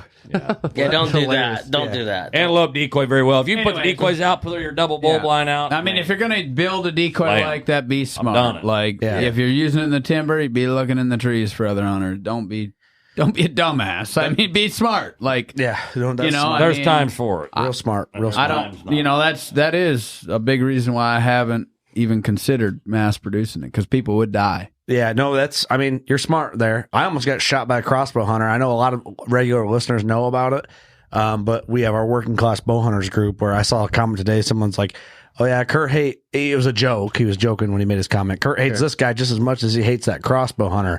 So I think a lot of people who don't actually listen to all the episodes think I hate crossbow hunters. I don't. I almost got shot by a crossbow hunter, not this past season, but the season before. I was on a permission piece on my side. He was on the neighbor's. It was last light. I had did a hanging hunt, and I had sticks in my back and was walking through a path. Had a guy pop up. He thought it was a rack. Let's make something happen. Let's sled that son of a bitch and bolt up in the jump. He was like 10 yards, and I heard him flinch, like, oh, fuck. And then he stood up, and I saw him, and it was him about to shoot me and then pulled off. He almost fucking shot me. He probably had a 4-blade Muzzy. You would have done. He had a range. 3.5-inch cut. He had a range. He would have hit Fizzle tip. You'd have been done, bud. He had a range. He would have hit me in the sternum and just slid me down my ribs. There probably was a rage. Hey, I mean, why? You would have been fine with a rage. It would have missed you. Why? No, it might have deflected off your shoulder and went through the woods. Scary circumstance. I didn't realize the seriousness of it until I was on the way out, and I called my dad. He's like, yeah, you about fucking died. That dude about for sure shot you. You ain't living with an arrow. I mean, I'd rather get shot with a gun than I would an arrow. Me, absolutely. For sure. I wouldn't. I did. These are some high. I ain't never lost a deer with a gun. There's a shock factor. So Chancy, we will find you. I don't want to deal with that. If you're hit with a gun, we will find you. You know, there's kind of a thing though. I mean, all archery hunters sitting in here. Somebody breaks into your house and goes running across your yard or whatever, and if you got a bow, I'm going with a bow. That poor bastard's gonna hurt. Well, Jared and I talked about this. Jared's slingshot. He's just building up weaponry. I mean, can you imagine? You gut hit some son of a bitch. Think and then about that. Hey, tell him about you stabbed yourself with your own hair one time. I did. Hey, you about went down. Hey, you only stuck that thing a quarter deep. About took you out. And don't tell him. I'm telling tendon right there. Yeah, that's in the video. Tell that story. Isn't that the movie Troy? Wasn't that the Achilles? Troy. Yeah, I'm a lot more conscious when an arrow's on now. Tell him about how that happened. I mean, this is careful. I gotta pee. I can't take it, boys. Yeah. Go for it. I'm after. We don't need you. Good, Kurt. Good. I don't want to be here anymore. He's had it. Hey, just leave. So what? You were all knocked up. And I was walking through the timber, and it was one of them days where I just wanted to have an arrow knocked because you never know. Pretty wild. You never know. Might need it knocked. And I did something stupid where there was a log and I was trying to be sneaky, and it was easier for me to kick my leg out rather than up and over. And I kicked it out and caught that 2-blade. Just back that leg right up into that 2-blade. I mean, I was moving slow. I was like barely lifting my legs slow to get over that. Just caught that much. Right through it. Just, right I mean, can you imagine? And it got you? Oh, yeah. I mean, blood started gushing. I'm freaking out. Shay's top quarter of the tip in the jungle, bleeding. I'm going to bleed out before I get to the vehicle. I mean, the blood's just... I mean, you slice your Achilles tendon down there broadside. Yeah. I mean, the broadhead wasn't running like this down the leg. It was running horizontal. He'd have been dead like that fucking big giant. Well, when I come down the day after, I come down to Iowa. I drew an Iowa tag, so You were gimpy. Could barely walk. Gimpy. I had a crutch. I Took him out. You did. I built up a crutch. I went out there. I was crutch hunting. Yeah, A fresh, clean cut like that, you're done. That's when you killed that buck in the timber. You did the loop on. I did 8 hours. Yeah. Stock Well, on then answer this. So what'd you do? That point. Like, what was your reaction after that? What'd you do? Might have been a I life got lesson. to the vehicle. Oh, you Shay went back. had hit a buck the day before, so we were out there. We hunted Looking the first for it. hour, and then we were going to look for, to try to, get the deer. And I got back to the vehicle. By the time I got back to the car, the bleeding calmed Slowed down. Yeah. Then after a little while, I taped it all up and went hobbling back out there to try to help him find the deer. Didn't go to the hospital at all. It's all No, he went to the drizzling and hospital shit. later. And then it reopened when I was out there. Then it was And I time to knew go. we were leaving for Iowa that night, so then I went in and got stitches on it. Yeah. He Gee killed a hell of a Clean, buck in Iowa in the clean, timber. sharp broadhead like that. You ain't stopping that blood until it wants to stop. Unless you get Exactly. Right. Yeah. You know, they got that little tool now, or that little sticker thing where you can hit it and then you pull it and it sucks it together like on the go. Yep. I mean, it ain't something not bad to have out in the tool. No, we're took, wild. We I took mean, those with us to Alaska when we were moose hunting because I'll tell you what, you run into something like that out there, Might need it. you ain't gonna run into Ain't a no hard road bullshit. anywhere. Right. You gotta have it. So That's what I bought when we went on our mule deer hunt in Wyoming. We were in the backcountry. I bought a little backcountry medical kit. Yep. Shit like that in it. Because, dude, you know what? When we were caping out my mule deer, you get too many guys on one mule. We were That's in a the hurry because thing. of hailstorm. You get everyone's caping and going and doing this. dude, and that's the butchering. worst thing in the world. You can't do it. To have too many multiple numbers. guys skinning an animal is, I think, I'll tell one you, of the dumbest This things. guy can skin an animal quick. Well, when But, we were in a dude, hurry, so we had we stupid. were in the back country. It was dark. We had a hike back. It was like hailstorm on us. It was just crazy. And I'm cutting up this way. We're butchering and caping and doing it at the same time. You'll slice each other quicker than anything. Devin about ran his blade up my You're wrist. fucking right. And we all of us caught up. We Stupid. were like, "Oh fuck!" Like Stupid. let's all calm down just a Yeah, minute. It's like, hey, time out. Yeah, and that's what we did. It's like, fuck that. I'm gonna sit back. I'll go over here. Yep. And just Yeah, get some relax water. a minute. Relax. Yeah, because dude, it's no joke. So easy. You don't realize the seriousness of it until it It happens. doesn't even matter. Let's say you were by yourself. I'm glad that happened, and I was glad right after it happened with the arrow on the bow because we're out there with a guy filming all the time, Yeah. and it taught me how And me. little And me. amount of pressure it takes to drive a two blade. Right? No, you Now. you spin around to talk to the camera all guy. it takes is the guy with an arrow on. Yeah. Right. Looking this way, spins his bow around this way. The camera guy is looking back over here, Yep. here's something, and takes one step forward. Boom, Dude, imagine if he hit You're you. in his Imagine gut. if he touched you You're right done. here. yeah. Oh God, yeah. You're done. You're done. I mean, in my case, it's probably a little lower than the juggler. I don't load up no Yeah, more. I'm not filming Chancy. Chancy take me in the juggler, but Right I in the take him in the jugular. guts. Chancy's over your head. You're good. That's right. Yeah, he's fucking. My buddy and I were in South Dakota, and it got dark one night in a ground blind, and I'm like, well, we're out of light, running camera and everything. I'm like, we're out of light. So I unlock my arrow, and we start talking back and forth, and I start trying to enunciate or trying to make a point of what I'm saying, but I'm still holding my arrow. You're getting expressive. I'm looking at him over my shoulder, to my right, but my bow's in my left hand, and I'm sitting there talking and using the arrow like I talk with my hands. Oh yeah. It is Start talking one with my swipe, arrow, it's over. And he's like, put the fucking arrow away before you pull that bow. Yeah. Dude, I've been out there before. He's using it like it's a I'm the same way. magic wand. Wizard of Oz going on here. This is this is the I'm gonna master. break that damn thing. Yeah. Not only cutting someone hitting your bowstring, it's your fucking Oh. done. Oh, yeah. I'll tell you what. That's actually funny that you bring that up because I had this outdoor life thing here a couple months. So they wanted to take some photos, right? You almost cut your string. Now listen to this. This is hilarious. I've not He's shared never this. told this to me.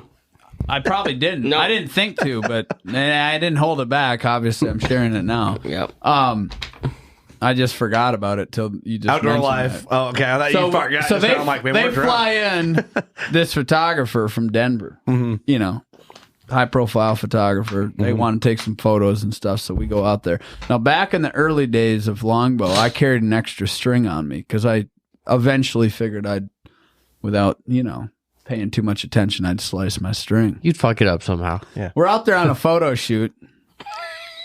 First photo shoot I've ever done. In his life. Yeah. With a long The outdoor life one? Yeah, like they wanted some photos, right? So we're out there, and he instructed me, okay, do this. And, and we were taking a lot of different ones, but I just nonchalantly, wasn't paying attention, looking, and I ran the string gone. Broadhead across the God. Oh, yeah. I mean, it was great because I literally chuckled to myself. I was like, I probably knew that was going to happen. I just figured it was going to happen in hunt, and I was like, that reminded me. I was like, yeah, those first couple of years, I carried an extra string just in case something stupid would happen. It comes and back. then I was like, I need to start doing that because of what just happened. You can say what you want, but my read on it is he got his first photo shoot with Outdoor Life. Could have put him here. Humbled him back to reality. That's my take, man. You can say whatever you fucking want. It kept him humble, right? It was fucked up. Right. It was pretty funny. It happened. It was pretty funny. I had another string in the truck though. Look at this. It didn't fuck your bow. Don't worry, folks. So we got to finish the shoot. It didn't fuck your bow. No. I bet they thought they were fucked. Oh, there ain't much tension on it by that point on a longbow limbs. Right. Hey, Jared, I bet you barely even touched that thing with a sharp broadhead. That blew my mind. I barely grazed that thing, and it gone. Hey, pay attention to the pictures. There's no string. It's just an arrow, and he's actually just. No, there's no string there. Those pictures turned out with no string. I can't remember. I might have told him to take me a picture of this. I can't remember. Maybe I didn't. But at that point, it's looking like an archery trade photo shoot because their marketing team fucking sucks. We laughed about it. We laughed. Chancy like that one. I was like, I should be a lot more embarrassed about this than what I am. But yeah, I know it was going to happen someday. I'm just glad it's you had in your mind buck. I would have been so pissed if I was on a big buck stock. Oh, it'd been over. You'd been just hit the buzzer. That's what it means. But during the photo shoot, and it happened, you're just like, I knew this was going to happen at some point. It just happened to be here. I had one of those somewhere on my buttons. I don't have it loaded. No, but I mean, I love those I mean it. I think that's life, though. I think that is, you cannot. When you least expect it to happen, it's gonna fucking happen. Right. Yeah. It's gonna happen. It will make you humble, dude. Dude, as soon as I saw, so I follow Ryan Upchurch because I like his hustle. Mm-hmm. He's like a self-made guy. He doesn't give a fuck what anybody thinks. He put a video up today. He's like, man, right now, he goes, I'm the happiest I've ever been. My whole team around me is as good as they get. I'm on top of the world. I'm feeling great. My team's great. Everything's on the up and up. He goes, at this point, I've realized this is where and this has nothing to do with the outdoor life thing or just. No, but it's true. It's true. But he said, at this point in my life, everybody around me sees where I'm at and that I'm happy and I'm surrounded by good people and we're all happy. He goes, they start attacking you from every angle. They're gonna shit on you as soon as they can. Attack you physically. Even your good guys. Even the wrong good guys, if that makes any sense. Yes. You got to be with the right team. You're good. Okay, good guys. Yeah. The good guys, right? You gotta watch it. Absolutely. Yeah. Air quotes. You gotta watch him right there. Heavy air quotes. Yeah, both of you. You're all right. No, you don't got to worry about eye on us. you. I guarantee you don't got to worry about us. You do what you do. Tanner do it ain't right. going back to PA. Hey, trust me, he's serenading, boy. They ain't coming. He's covered. I'm coming up. Have you ever watched 1883 yet? He's already here. He's already migrated. Tanner, you know what? Hey, Tanner, you owe us, man. I know. We predicted your fate. You did in Iowa. That's crazy. It's true. Did you know this, Eric? Yeah, he don't. But I don't know. I had a podcast with him in Des Moines in 2020. He was there. The podcast we did with these boys at the Iowa show. Yeah. He just wasn't at Nebraska to hear the fate. Kurt goes, "Oh, damn, your woman could be here." I was like, "There ain't no way no one's tying me down." I'm like, I'm living my life. I'm gonna Been do there, it done that. Right. I said that, and then Kurt goes, "Oh, your woman's probably here. You don't even know it." No shit. I guess she was. No shit. Hooked you and booked you. Hooked you and booked you. You're did. dumb, bud. You're She double lunged in Iowa Are they there all from here that on cool out. in Iowa? Because this girl's cool as shit. Shoot 'em Double together. lunged you. She snuck you. plucked you like a chicken. She did. Hey, at least she did. At least he came to good state. Tanner. Well, it was an on leading. I'm glad to have him in the state of Iowa. Chance, That's right. Chance, it's not just her. I was already leaning to it. Yeah. You need to be. Hey, you're a genetic magnum, and you are built to be. There you go. There it is. Hey, It doesn't matter. I owned 2 properties in Iowa before I met this chick. That's right. Not to toot my own horn, but I'm just telling you, it wasn't because of her. I know that. I know that. He followed Jared. He followed Jared to every state, and I was like, No, that is not true either. I was heading to Kansas for a shed hunt. I stopped in. Slid in. You need stars align to talk to this man. This shit don't make sense. Hey, Jared just happens to be in Iowa, and I'm going to Kansas. I'm going to stop. Tanner's been running the jungle for a long time. I mean, I guarantee you. So, it's good that all our paths met. That's going to be, a good It's time. a good thing. I think I love our minds. Like, you ever get you hang out with your buddies from high school and sit there, no offense, but sit there and be like, oh shit, this is heading nowhere.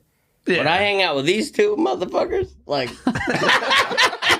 I'm going somewhere. I mean, not with Whitetail Adrenaline, with life. No, it just makes you want to be. Does that make sense? Well, this goes back to what I was talking about. When you're in your 30s, your circle shrinks up. You got the right people. You choose who is around you, and it's productive. It's productive. As long as it's positive.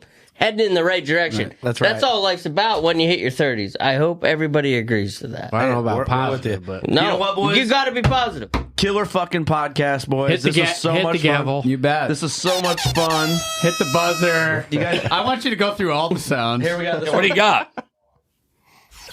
That's a fun sound. I don't have them That's all. an arrow flight. I don't have them all loaded. An arrow flight. It went from. What do we got loaded? It Is goes this a through ya. spaceship or what am I in right now? Normally, Hey, we are. We got this one. That's like a late night show. Yeah, that is late night. It's late night. What time is it? Do we have enough time to 9:16. order a wing? We got this. That's a fun one. Tanner, you know that one. We got the round of applause. We got to have the round of applause. I also heard from listeners that sounds like rain. Rain? Kind of sounds like rain. Heavy rain. It was a pouring downstream. We almost I think didn't we can make do it. better than that. With a whole bunch of people clapping. And then we got a crowd favorite. I like that. I was like Space that's Jam the main shit one. going. That's the main one. That's what ring a bell. But the It's fun, like fun over thing my is head. I can preload anything I want on there. We got some things in mind. We just got to take some time you to can get do them whatever loaded. the fuck you Hey, want. it's our world, Oh, right? I got all kinds of sounds. This is your dude, I'll jungle. send This you. is your cave. I do. Hook me up, Jared. I got like We need a 40,000 sound effects. I need a sound effect of Chancey saying like we're in I the do. jungle, baby. Hey, you remember back in the early days? That was whenever it was a cousin. Dude, I love that sound. I like it. The Blue Jays and the Crows are like, whatever a Blue Jay does. Dude, I loved it. we I need one left of- it. I left that through the whole thing. We need The one of bird? Chancy just peacocking. I think I got a peacock sound, actually. When we get done with this recording, we're gonna have Chancey do some sound effects for our soundboard. That's right. There you go. Jared, Cool. Thank you so much for coming here and bringing us to the podcast. Sure, dude. There's Thanks mine. for having us. Is there anything you would like to add on the show while we're still kicking, man? I think we pretty well covered it, unless Covered I'm it all. missing something or. You got something, Kurt. You're the main. You kept it. You kept it. Hey, if Something there. anybody Maybe wants I'm to missing talk something. about more stuff, we'll come back to the jungle. Come on back. And we'll come back, and I will drink root beer and rums till the sun comes up again. Hey, I appreciate you, Jared, so Yeah, much. I think for sure. And Thanks I'm for going to having get me. to everybody here, but I just want to give you some credit, man. I think you are more of an icon than what you even realize in our modern time in hunting. Yes. Amazing. And I think you're a public land legend. You're a traditional hunting legend. And you're creating a legacy that I don't even really think you realize, like the impact you're going to make on the current time. And maybe in 20 years, you'll look back on it and be like, oh, fuck, I didn't will. realize. But I'm going to call it right now because I feel it. I've witnessed it. I've looked up to you for it. And I know that there's a ton of people behind me that feel the same exact way and then even more. Yep. So we just want to give you thank that you. credit here on the record that, like, for real, what you're doing is legitimately game changing. I know that gets overused, but with Whitetail Adrenaline, it's a real thing. You're put on this planet to do what you're doing And right now. Absolutely. For real, And dude. don't ever look It takes back. more than just me. Just Don't ever look just back. so we're fair. Like, I mean, Don't ever look back. I got all these guys. Trust me, this I mean, is thank work. you guys Hey, all. this is easy we're work part doing of what it. we're doing. We're a fucking part of And it. what Kurt just said, I mean, you said you're upcoming. I think you're doing it right now. Well, I think people are. But I don't think he realizes it yet until down the road. He won't, For sure. But I'm saying, like, right him. now, you're influencing more people than you actually realize. Absolutely. Yeah. But I just have to give you that credit, man. It's like your mindset's fueled this whole thing, and then you got a great support crew behind you. And there's a lot of shit underground coming. Yeah. Behind him. Hey, letting the cat out of the bag. There isn't no cat. There ain't no cat. I'm just saying. It's like whatever. We're in the but the for drainage real, I mean, there's no end to it. In the early days, I did a lot alone, but I mean, I that's one thing that I realized this last year too is not only can I not do it alone, but I have the greatest team of people. Yeah, that's awesome. The guys out in the field. Good for you guys. That's awesome. Hunting, filming. We wouldn't be doing it if we didn't love doing it and around of it, Jared. Yeah. So. And we are going to get this post-production edit dialed in.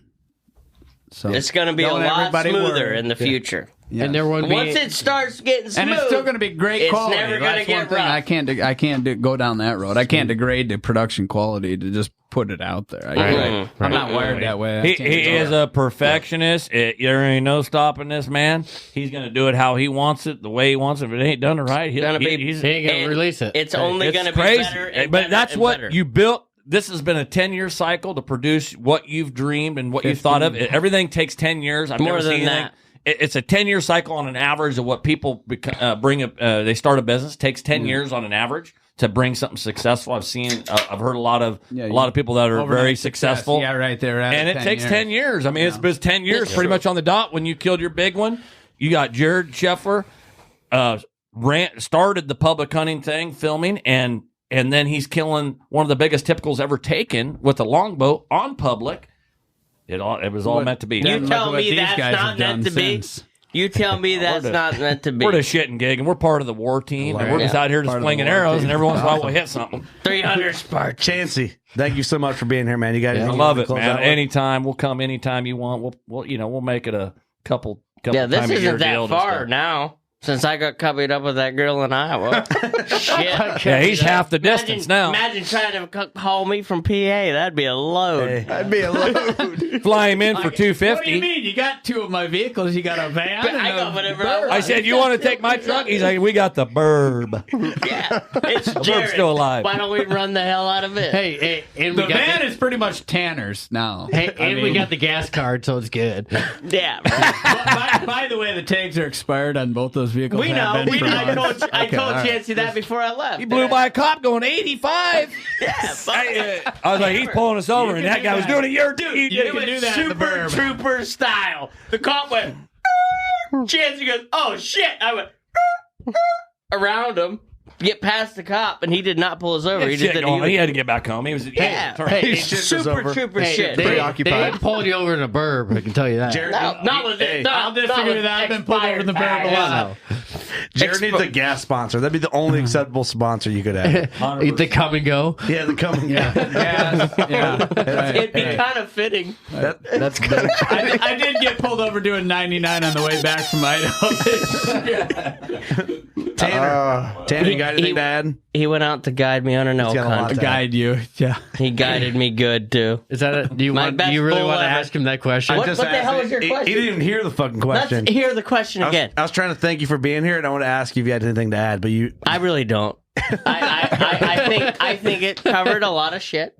And I think it's a good thing. I think it's a good thing. Good. It's heading in the right direction. Thank you for being here, man. Appreciate it. I appreciate you letting me be here. My cheeks hurt. I've been laughing too hard. Oh, dude, I know. I feel it right here. Eric? I just want to say thank you guys for coming down, and I hope we have a lot more of this shit. Yeah, for sure. It's fun. Ross. This is the first in-studio one I've done. I've never done it in studio. It's different. Yeah. But hey, that one we did in Nebraska, that was, I was like, God, man, you guys are we've serious. done them on the spot with you guys, and I always like that, like the in-person. But this is different. But this is different. This is different. This is pro. This is studio. This is pro. Approved. Studio quality. Real shit. Dudes, we making money off this shit. Ross. Hey, we're trying to we love having you guys here. This is a fun get together here. So we've had a lot of fun. I mean, shit, we've been laughing for like 3.5 hours. So what 3.5 hours?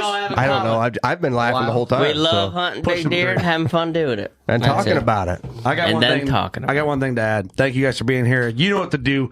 Go shoot your bow. We love you. Thanks for being here.